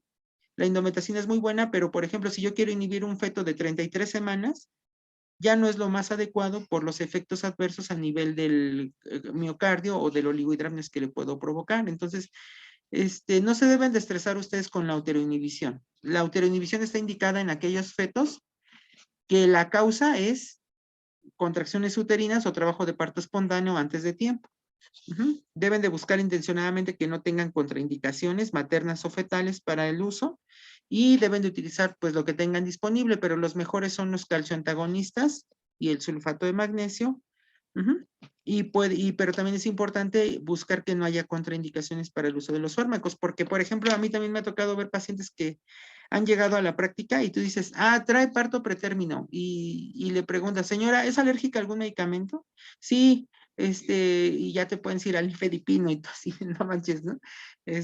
Tú puede ser que quieras usar el fármaco y digas, es muy bueno, pero a veces hasta el mismo paciente puede ser alérgico a algún medicamento, ¿no? Ujú. Entonces les voy a pasar una tablita donde les voy a mencionar las contraindicaciones para el uso de uteroinhibidores. Les voy a decir cuáles son los que se utilizan con mayor frecuencia, pero en la actualidad la práctica clínica, los de menos costo y más efectividad son los calcioantagonistas, sulfato de magnesio, nifedipino, y el sulfato de magnesio tiene un efecto que es neuroprotector. Entonces, si alguien busca artículos de la OMS o las guías de práctica clínica o recomendaciones de la OMS, es que se les ponga sulfato de magnesio. Y a veces cuando nosotros en el hospital tenemos esos pacientes y hablamos a la terapia intensiva para decir, tengo una paciente con, por poner un ejemplo, ruptura de membranas, te preguntan la edad gestacional y te preguntan, doctor, ¿ya le puso sulfato de magnesio? Y luego hay médicos que son muy renuentes y dicen, no, pues póngale, doctor, para que le proteja el cerebro al feto, ¿no? Entonces, uno de las indicaciones de tratamiento o de los tratamientos para el parto pretérmino, cuando el parto pretérmino es por trabajo de parto espontáneo, es uteroinhibición. Bueno, alguien por ahí mencionó también inductores de madurez pulmonar fetal. Entonces, uno de los avances más importantes de la medicina del siglo pasado fue la utilización de esteroides para inducir la madurez pulmonar fetal, y eso viene desde los años 70, del siglo pasado, donde algunos investigadores se dieron cuenta que administrar esteroides en las pacientes embarazadas con riesgo de parto pretérmino aumentaba la posibilidad de supervivencia de los fetos, pero también observaban que tenían menos complicaciones. Entonces, los esteroides tienen otros efectos aparte de la madurez de los pulmones para sintetizar surfactante pulmonar. Entre ellos, se ha observado que en los fetos mayores de 31 semanas aumentan las cifras de presión arterial media, y eso tiene repercusión porque hay menor necesidad de invadir vías vasculares y de administrar soluciones cristaloides o coloides en los fetos, que a final de cuentas van a tener repercusiones hemodinámicas y de otro tipo en el feto. Ayuda a madurar la mielinización de las fibras del sistema nervioso en los fetos, ayuda a una mayor diferenciación de células a nivel del tubo digestivo, a que haya menos posibilidad de enterocolitis, ayuda a que haya una mayor queratinización de la piel. Entonces tiene muchos efectos, no solamente pulmonares. El Colegio Americano de Obstetras y Ginecólogos recomienda la inducción de madurez pulmonar fetal en fetos entre la semana 24 y 34. Ajá. Para el caso clínico que tenemos, dicen que esta pacientita la internaron y al final de la nota médica dice, plan, ingresa a unidad de tococirugía, solicito ultrasonido obstétrico, solicito laboratorios, solicito cultivos, inicio uteroinhibidor, inicio esquema de madurez pulmonar fetal, vigilancia materno-fetal. Entonces, esta paciente cuando llegó, si recuerdan, tenía sangrado vaginal, tenía 27 semanas. En los ultrasonidos, ya no los mencioné ahorita, pero no encontraron desprendimiento prematuro de placenta, ni encontraron tampoco datos de placenta previa, que eran los diferenciales que tenían que hacer por el sangrado que tenía.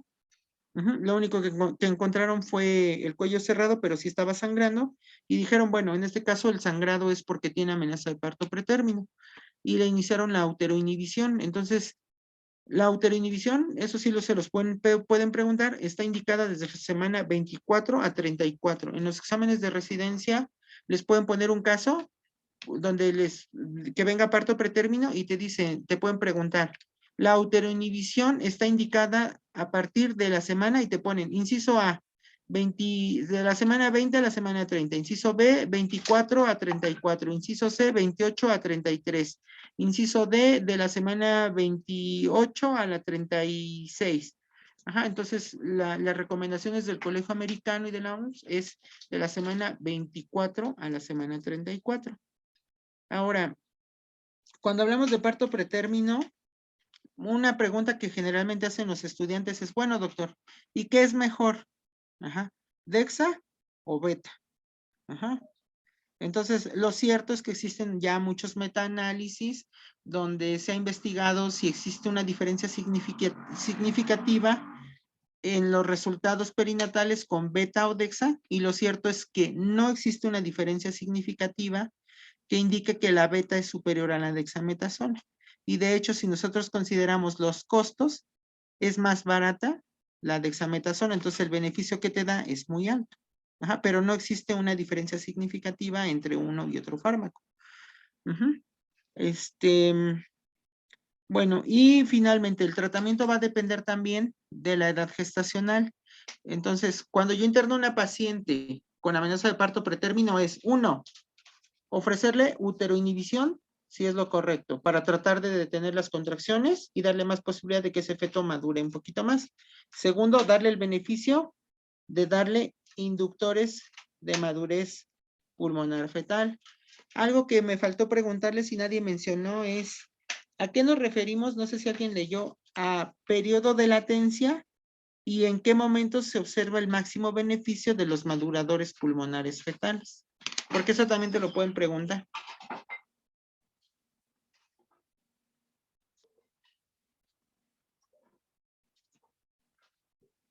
Doctora Ramírez Ruiz, ¿tú escuchaste por casualidad el término a qué nos referimos con latencia? No, doctor, eso no lo leí. No, Carla Carreño. No, tampoco. ¿No? Ok, ¿no encontraste entonces a qué nos referimos con latencia, ni tampoco en qué momento es el máximo beneficio del inductor? Sobre la madurez fetal. Perdón, madurez pulmonar fetal. Ajá. Solo leí que se daban glucocorticoides, la betametasona. Ok, Carranza Velázquez. No, doctor, eso no lo leí. ¿No lo leíste? Bueno, doctora Hortelano y doctor Mena, ¿nos comparten? Y yo encontré que el periodo de latencia es el que es el intervalo de tiempo que comprende desde la ruptura de las membranas y el parto. Y esto nos va a determinar el tiempo de las complicaciones que se puedan presentar dependiendo pues también de la edad gestacional en la que ocurre la ruptura y el manejo. Y de los corticoides, encontré que el máximo beneficio es cuando se produce entre las 24 horas y los 7 días post tratamiento. Y solamente va a estar indicada su administración si existe una previsión de parto prematuro. Ok. Doctor Mena. Sí, igual yo encontré que el beneficio inicia a las 24 horas y pues la latencia es hasta los 7 días. Ok, bueno, entonces, cuando yo me enfrento al problema de un bebé con alto riesgo de nacer prematuramente, parte del tratamiento es inhibirlo si el riesgo de parto lo da, que llegue con contracciones uterinas. Bueno, y le voy a dar a ese bebé, si se encuentra entre la semana 24 y 34, el beneficio de un inductor de madurez pulmonar fetal. Ahora, en algunas circunstancias vamos a poner un ejemplo. Les había mencionado, tengo una paciente de 32 semanas y se le rompió la fuente. Yo sé que cuando se rompen las membranas, un bebé va a terminar naciendo en cuestión de horas o días. Entonces, yo ya sé que ese bebé va a nacer. Haga lo que yo haga, va a tener que nacer. ¿Por qué? Porque se empezó con datos de infección, porque se acabó el líquido, etcétera.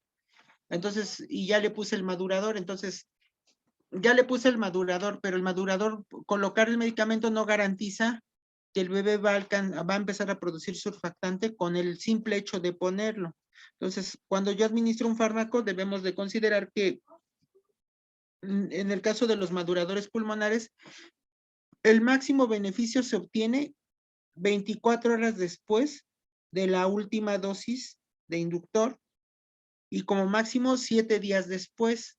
Entonces, por eso los bebés no los sacamos luego, ¿sale? Siempre y cuando la mamá se encuentre estable y el feto se encuentre estable, tengo que esperar todavía 24 horas más a partir de la última dosis para observar el beneficio del inductor de madurez pulmonar fetal. Entonces, eso también se los van a preguntar en los exámenes nacionales de residencia.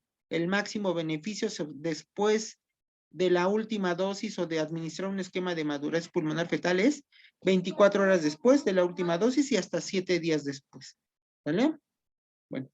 Y finalmente, si es inevitable el nacimiento de un feto, uno de los principales determinantes de la conducta del médico es la edad gestacional. ¿Alguien leyó por qué? ¿Cómo, Doc? Que cuando yo me enfrento al problema de un bebé que va a nacer de manera prematura, vamos a poner un ejemplo. Tengo la de 32 semanas ahorita, ¿no? Están las pacientes de 32 semanas. Y una de ellas tiene preeclampsia. Viene el médico interno y doctor Martínez, aquí están los estudios de la paciente que usted me pidió. Es la de la preeclampsia, la que está ahí en la cama 2. Y yo empiezo a ver los resultados y veo que tiene DHL de 700, AST y ALT de 100, que tiene plaquetas de 90,000, que la creatinina está en 2, que el examen general de orina me marca que tiene proteínas de 3 cruces. Entonces ya tiene datos de severidad, es decir, ya se está dañando el riñón, se está dañando el hígado, se están empezando a consumir plaquetas.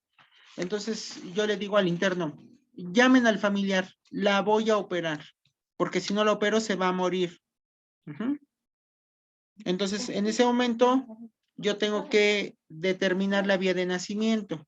Entonces la vía de nacimiento me va a determinar la conducta que yo voy a determinar. Entonces, ¿alguien leyó por qué la edad en la que va a nacer el bebé es un determinante para decir parto o cesárea?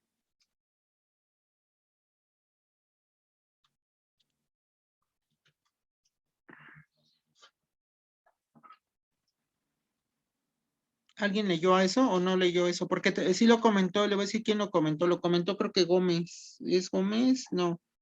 Es Cerón, alguien lo comentó, es Miguel. Aquí está, pero... Miguel Cerón, ¿no? ¿Quién es Miguel Cerón? No, Manuel González. Manuel González comentó algo. A ver, dinos lo que tú habías dicho, Manuel.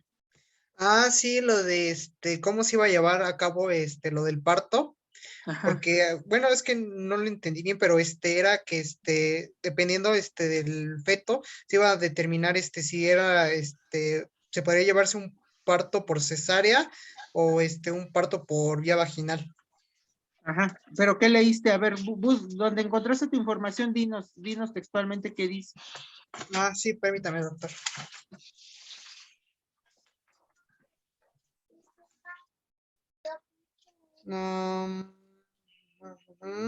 Bueno, aquí dice que si el parto es inminente, iniciar profilaxis con antibióticos y si también estaba contraindicado en trabajo de parto avanzado, en pérdida del bienestar fetal no relacionada con la dinámica. Y también si tenía patología propia o asociada al embarazo que aconseje su finalización, como por ejemplo preeclampsia grave o eclampsia, se debe de realizar parto por cesárea. Y en el caso de indometacina no se debe de usar a partir de las 32, 34 semanas por el riesgo de cierre de ductos arteriosos. Y ya creo que sí, creo que ya es todo. Bueno, vamos a poner un ejemplo. Ahorita teníamos a las pacientes y llegó la que tenía 32 semanas con contracciones, ¿no? Y a pesar de que yo le puse nifedipino y le puse sulfato de magnesio, no respondió al tratamiento, porque eso también es bien importante, ¿eh? Hay pacientes que aunque tú les des tratamiento, no responden, y terminan haciendo el bebé. Y la paciente llegó en la mañana y ahorita son las 6 de la tarde y ya la señora, doctor, sigo con dolores, no se me quitan los dolores, ¿no? Y voy y la reviso y ya tiene 5 de dilatación, ya no la vas a detener, ¿sale? O sea, ya todo indica que a pesar de que tú la pusiste en reposo, la hidrataste, le pusiste antibióticos, le empezaste un esteroide y le pusiste sulfato y nifedipino, no la logras detener y dices, ya es inminente el parto. Entonces, hay que considerar que algunos pacientes, a pesar del tratamiento uteroinhibidor, van a tener que nacer. pero la vía de nacimiento puede ser parto o cesárea. Entonces, la edad gestacional también te va a determinar qué le vas a hacer a una u otra. Entonces, si ya es inminente el nacimiento de un bebé, y el bebé tiene menos de 28 semanas, no tiene ningún beneficio hacer una cesárea. ¿Sale? Si el feto se encuentra entre la semana 28 y 33.6 o 34 exactas, le ofrece cesárea. ¿Por qué? Porque ese bebé, si tú lo dejas que tenga parto vaginal, las estructuras neurológicas son tan delicadas que al momento de que el bebé pasa por el canal de parto se van a producir microhemorragias cerebrales y eso va a ocasionar secuelas neurológicas muy seguramente en el feto. Entonces, la edad gestacional te determina cesárea o parto. Si el bebé va a nacer prematuro, pero tiene más de 34 semanas, ¿vale? Y ya es inminente el parto, no tiene ningún beneficio a la cesárea y no expones a la mamá a los riesgos de una cesárea o de un procedimiento de anestesia. Entonces, la edad gestacional también determina el parto. En un examen nacional de residencia te pueden poner un caso capcioso, porque eso también les gusta hacer, y te pueden poner, se trata de paciente de tantos años y tiene parto pretérmino, es inminente el parto, tiene 35 semanas, y les ponen la vía de nacimiento ideal por edad gestacionales, y te ponen parto o cesárea, ¿no? Y muchos se van con la finta y dicen, no, es que es prematuro, cesárea, no es cierto. Si tiene más de 34 semanas, es parto vaginal. Si está entre la semana 28 y 33, tiene que ser cesárea para evitar las secuelas neurológicas en el feto. Entonces los puntos más importantes para la atención es la uteroinhibición, los inductores de madurez pulmonar fetal, la vía de nacimiento. Sí, doctor Mena, dígame. Una pregunta, si tiene menos de 28, ¿qué hace? ¿Mande? Si tiene menos de 28, ¿qué hacen? Parto vaginal. Porque la posibilidad de sobrevida es muy baja. ¿Y entonces eso se va tiene a que morir? ver, pues casi es, O sea, aunque ¿no hay nada que podamos hacer? La posibilidad de sobrevida es muy baja, doctora, y casi todos esos niños quedan secuelados, entonces la verdad es que no tiene mucha ventaja. A lo mejor es un poco cruel para ustedes, ¿verdad? Pero no les ofrecemos otra cosa. Y hay ciertas complicaciones que sean, o sea, sí, como complicaciones que sean más específicas de eso, o sea, de que si sacas al bebé antes de las 28 semanas, ¿tiene estas complicaciones? Sí, la mayor parte de esos bebés van a tener secuelas principalmente neurológicas. Entonces, existen muchos estudios en artículos que demuestran que si les haces electroencefalogramas, resonancias magnéticas o les vigilas algunas cosas neurológicas, todos tienen cierto grado de secuelas. Así es. Gracias. Bueno, entonces, si ven, el tema es muy complicado porque el que estemos enfrentándonos a una enfermedad que puede tener muchas causas, ¿vale?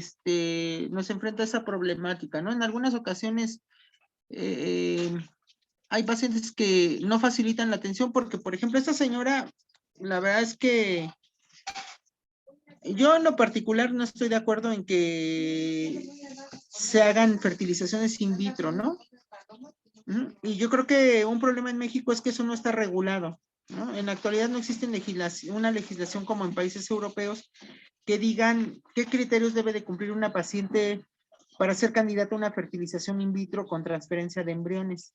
Los países más avanzados sí tienen legislaciones y son muy rigurosos. Y aquí en México la tasa de éxito, tristemente, como es un país en vías de desarrollo y no hay legislaciones y no está tan avanzado, lo que hacen muchos biólogos es que hacen la fertilización in vitro y les pasan 2 o 3 a ver cuál pega, ¿no? Los países más avanzados fertilizan y pasan 1. ¿Por qué? Porque tienen mayores tratamientos, tienen una mayor tasa de éxito, pero aquí en México, como es un país en el cual no existe una legislación y las pacientes tienen mayor factor de riesgo y abortan y todo, a veces les pasan 2 o 3, ¿no? Y a veces por eso vemos embarazos múltiples o gemelares, ¿no? La verdad es que esta paciente, yo en lo particular, si no bajas de peso no te vamos a hacer tratamiento, ¿no? Pero ahí entramos, es que de veras, ¿para qué embarazan a una mujer obesa? ¿No? Debería de ser más estricta la regulación, pero no existe, ¿no? Y a veces hay muchas cosas que se escapan de nuestras manos, ¿no? Pero bueno, pues luego sí tenemos pacientes así que parece un repositorio de enfermedades, ¿no? Pero bueno, les voy a escribir en el transcurso de la tarde como algunos puntos más importantes del tema, así como muy puntualitos, algunas cosas de lo que les voy a mencionar, les pueden llegar a preguntar en los exámenes nacionales de residencia. Y bueno, finalmente ahorita ustedes están en educación a distancia, pero sí es importante que cuando lleguen a presencial, y estén en las unidades de tococirugía o en las consultas de urgencia, pues vean qué conducta tiene el médico ante una posibilidad de parto pretérmino. Y entonces le preguntan al doctor, ¿por qué lo uteroinhibió con nifedipino?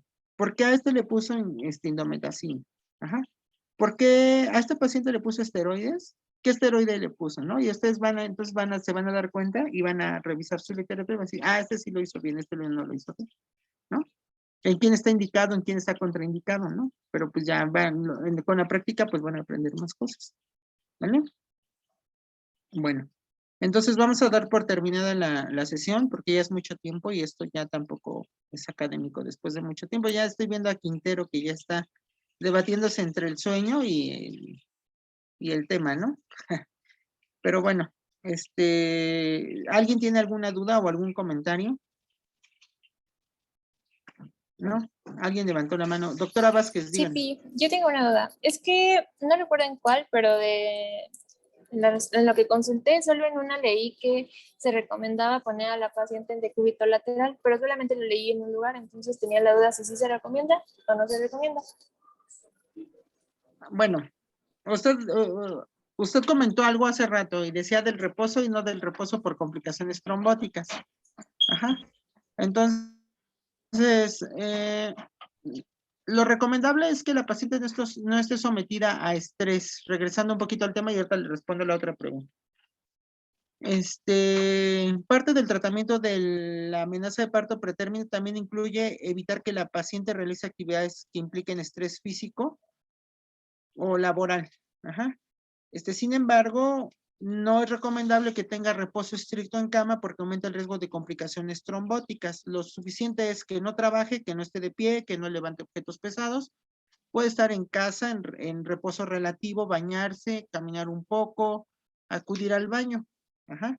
Pero eso de que esté acostada estrictamente en cama, hay que tener mucha precaución porque aumenta el riesgo de complicaciones trombóticas. Bueno, y lo segundo que usted mencionaba, a ver, me repite el comentario, era el decúbito lateral. Ok, entonces, cuando nosotros tenemos una paciente con un embarazo con un bebé ya relativamente grande, si yo tengo una pacientita acostada en decúbito supino, así nada más viendo hacia arriba, lo que puede suceder es que haya compresión de la vena cava. Ajá. Si se comprime la vena cava porque es un útero grande, disminuye el retorno venoso. El retorno venoso va a determinar cuánta sangre va a expulsar el corazón hacia los tejidos. Si está disminuido la cantidad de sangre que llena el corazón y que es la sangre que va a expulsar a los tejidos, se produce un fenómeno que se llama bajo gasto. Entonces, cuando hay bajo gasto, hay un menor aporte de oxígeno porque manda poquita sangre el corazón a la placentita y entonces el bebé puede tener sufrimiento fetal. Entonces, una conducta muy frecuente que usted, y eso lo va a observar cuando llegue a las unidades de tococirugía, es que la mayor parte de las pacientes embarazadas siempre le decimos, acuéstese del lado izquierdo, ¿vale? Para evitar que haya un síndrome de compresión de la vena cava o efecto Poseiro, que también le llaman así, ¿vale? Y que provoque que el bebé tenga una mala oxigenación o un mal aporte de oxígeno. Entonces, sí es recomendable que si usted va a internar una paciente con un embarazo avanzado, siempre la acueste idealmente en decúbito lateral izquierdo, ¿sale? Porque eso manda la pancita hacia el otro lado. Acuérdese que la vena cava viene del lado derecho de nuestro abdomen, ¿vale? Ok. Sí, exacto. Gracias. Hortelano. Nada más para agregar eso de el reposo. Yo encontré el índice tocolítico de Gruber Baumgarten Y ahí decía que cuando era grado 1, de 1 a 4 puntos era el reposo, de 5 a 7 era autoinhibición y mayor a 7 puntos era, era otro tratamiento que podría ser derivado de la ruptura prematura de membrana y indicar madurez pulmonar también. Ah, bueno. Existen algunas escalas que tienen aplicación clínica. Entonces, si a mí me llega en este momento una paciente con contracciones uterinas a las 32 semanas, yo le puedo ofrecer un útero inhibidor. Tengo varias opciones. Tengo en este momento atosiban, tengo nifedipino, tengo sulfato de magnesio. Y entonces cuando yo le voy a dar el informe al familiar, le tengo que explicar al familiar. Bueno, su esposa se va a quedar internada con nosotros porque el parto se quiere adelantar. Si su bebé nace antes de tiempo, puede tener complicaciones respiratorias, pulmonares, incluso morir por la prematurez. Entonces, ahorita lo que vamos a hacer con su esposa es tratar de detenerle el parto. También le vamos a poner a su esposa unos medicamentos que van a ayudar para que su bebé madure más rápido sus pulmones. El pronóstico es reservado, debe permanecer todo el tiempo en salita de espera y en unas horas lo vamos a volver a llamar para darle informes. Por el momento, lo que vamos a hacer, aparte de los tratamientos que ya le indiqué, es mantener en vigilancia estrecha a mamá y bebé. Si llega a haber alguna noticia relevante, lo vamos a llamar de manera urgente. Pero nosotros como médicos utilizamos escalas que nos dicen, bueno, ¿qué tanta posibilidad tengo yo de lograr detener esas contracciones? Entonces, existe una escala que se llama escala de Gruber-Baumgarten. La escala de Gruber-Baumgarten valora algunos parámetros. ¿Qué parámetros son, doctora Hortelano? La actividad uterina, la ruptura de membranas, la hemorragia, dilatación cervical.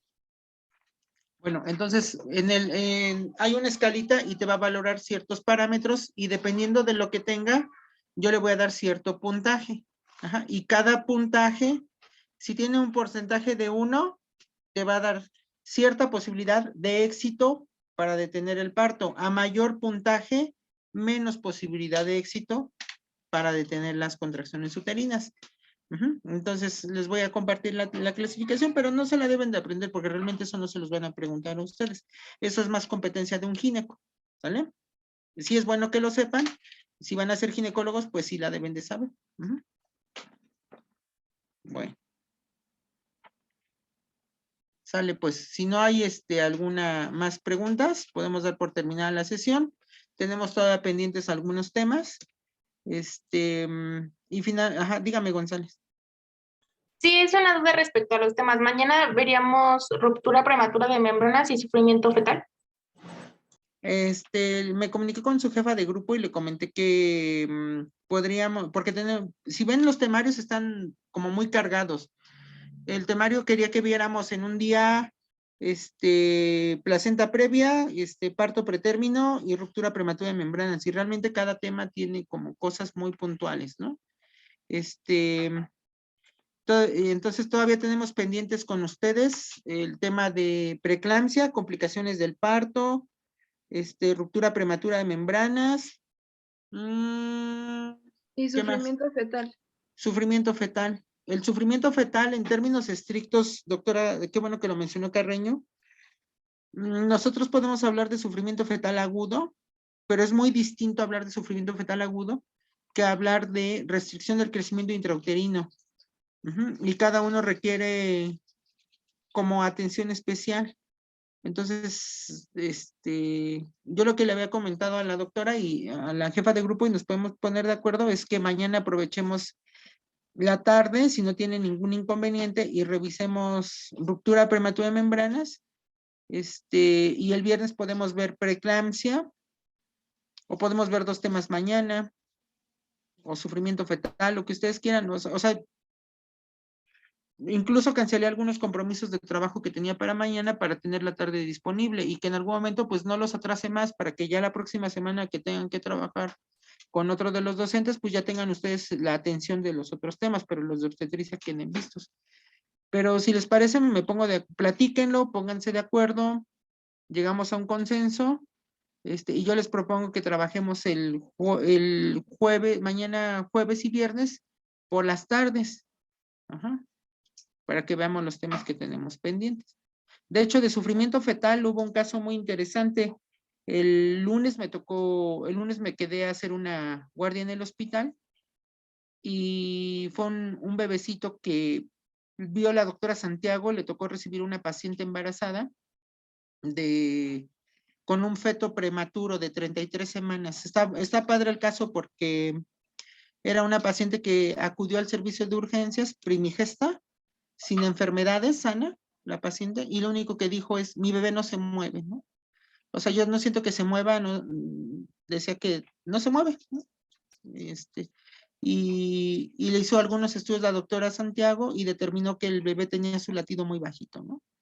Y la internó con el diagnóstico de bradicardia fetal. A mí me tocó recibir la paciente en el cambio de turno, y cuando llegué estaba conectada a un aparato que se llama cardiotocógrafo y encontramos que la paciente, a pesar de que se le realizaron algunas cosas que se llaman maniobras de reanimación, no tenía respuesta el feto, ¿no?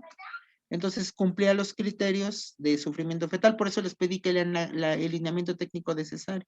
Se documentó un caso de sufrimiento fetal así como muy padre, y lo que estaba ocasionando el sufrimiento en ese feto era que tenía una circular de cordón apretada a cuello. Es un caso muy padre de sufrimiento fetal. Entonces, pónganse de acuerdo, si quieren, platíquenlo, y me comunico con la jefa de grupo y ya nos ponemos de acuerdo para ver los temas. Tengo una pregunta. Ajá. ¿Hay posibilidad de que podamos tener una clase en la mañana y una en la tarde? Mañana me toca la consulta,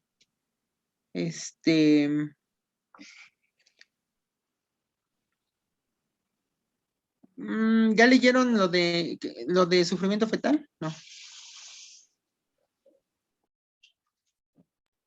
Yo no. No, doctor. No, y Pero lo de con un ruptura. café y una noche se puede.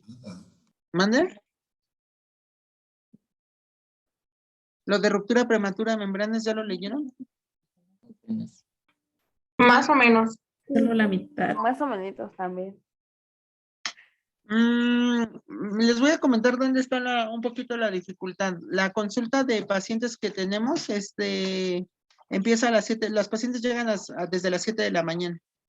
Ajá. Y normalmente nos mandan 20 pacientes y tenemos que ver 20 pacientes en 6 horas y media. Entonces, hay algunas pacientes que son muy rápidas, las consultas te puedes tardar 15 minutos en ver una paciente. Pero hay veces que llegan pacientes embarazadas y, por ejemplo, ayer me tocó ver una paciente, así como esta señora, ¿no? Obesa, de 36 años, con 2 cesáreas previas, hipotiroidea, ¿no? Entonces, te tardas un montón porque le haces preguntas, revisas los ultrasonidos, revisas los estudios de laboratorio, y por más que te apures, hay veces que una sola embarazada te puede tardar media hora o 40 minutos, ¿no? Y en 40 minutos, en teoría, tienes que haber visto 2 pacientes. Entonces, y la verdad es que yo no veo la consulta corriendo. No me gusta ver la consulta corriendo porque, uno, no le das calidad de atención al paciente, y segundo, puedes pasar inadvertidas algunas cosas. Ayer vi una paciente de 53 años que fue a consulta porque tiene la vejiga caída, ¿no? Y la ginecóloga que la vio en el mes de diciembre comentaba que teníamos que subir la vejiga, operarla. Le pidieron un ultrasonido y dentro de los hallazgos del ultrasonido mencionaban que tenía un quiste de un ovario de 6 centímetros. Y ayer que llegó a su consulta, pues ya traía todos los estudios para la cirugía de la vejiga, pero le pidieron un ultrasonido de control y reportan que la paciente presentaba un tumor bilateral de ovario y un tumor de ovario, el que ya habían visto en el mes pasado, creció más, pero aparte de que creció más, tiene algunas cosas que se llaman septos, aumento de la vascularidad y todo, y la paciente tiene 53 años. Entonces, por la edad de la paciente y por los hallazgos ultrasonográficos, probablemente tiene cáncer de ovario. Entonces, si yo veo la consulta corriendo y nada más le pongo atención a los estudios preoperatorios, pues le digo, pase para que lo operen de la vejiga, y probablemente esa paciente tiene cáncer. Entonces, de ovario, y entonces ya le expliqué a la paciente, mire señora, usted sí tiene un problema de la vejiga, pero ahorita la vejiga no es importante. Los hallazgos ultrasonográficos, la edad que usted tiene, aumentan el riesgo de que usted tenga cáncer epitelial de ovario. Entonces le voy a suspender ahorita el protocolo quirúrgico y le voy a iniciar el protocolo urgente de patología maligna de ovario, ¿no? Entonces el problema que yo le veo a ver 2 clases es que no tengo tiempo, doctora. La verdad es que no puedo en la mañana, ¿sale? Por eso les estoy ofreciendo la tarde y como le comento, incluso suspendí actividades laborales mañana para darles la atención. Ajá, Sí, doctor. y le voy a ser bien honesto. Si yo veo consulta o si opero una paciente, vamos a poner un ejemplo. Si yo mañana opero una cirugía en la tarde, puedo embolsarme unos miles de pesos en un promedio de 2 horas o de 1 hora y media, ¿no? ¿A usted qué le gustaría? ¿Estar sentado aquí 2 horas con el estudiante y que la UNAM te pague, no sé, 1,500 pesos por 15 días? O irte y decir, ay, me voy a ganar 5,000 pesos en la histerectomía. ¿Usted qué preferiría? Ajá, entonces la docencia no es muy bien pagada en México. Es triste, ¿no? Pero créame que sí hacemos también nosotros un esfuerzo grande por dar algo a los estudiantes, ¿no? Y realmente no es lo que nos pagan, ¿no? La mayor parte de los médicos de las plantillas de profesores lo hacemos porque nos gusta esa parte, porque damos algo, ¿no? Yo la verdad es que algo que estoy agradecido siempre es de haber podido ingresar a la universidad y siempre lo veo como la oportunidad de devolverle algo que me dio, ¿no? Que difícilmente lo hubiera podido lograr en una institución de educación privada, pues porque no tenía los recursos, ¿no? Uh-huh. Entonces lo dejo a su consideración, pero realmente desde la honestidad le digo, no puedo mañana. A lo mejor el viernes, dependiendo del servicio que me toque, tal vez sí, pero mañana no. ¿Vale? Sí, doctora, está bien. Entonces, nada más me avisa la hora en la que pueda. Creo que puede a partir de las 4, ¿no? Mañana. A partir de las 4 de la tarde. Ajá. Entonces, si quiere, la programamos a la misma hora y ya el viernes, de acuerdo a sus actividades que usted tenga, ya nos coordinamos. Bueno, entonces ¿quieres que vemos una mañana y 2 el viernes? Bueno, no sé qué opinan los demás. ¿Quieren ver 2 temas mañana o solamente uno? 2. Si quieren, platícanlo entre ustedes, lleguen a un consenso. Yo la verdad es que estoy en toda la disposición. De hecho, el viernes jueves en la tarde, viernes en la tarde, probablemente viernes en la mañana, incluso si quieren en la mañana del sábado, podemos ver los temas. Pero llegan a un consenso y con mucho gusto lo trabajamos, ¿vale? Sí, doctora, está bien. Bueno, que tengan buena tarde. Igualmente, gracias, doctor. Gracias, doctor, igualmente.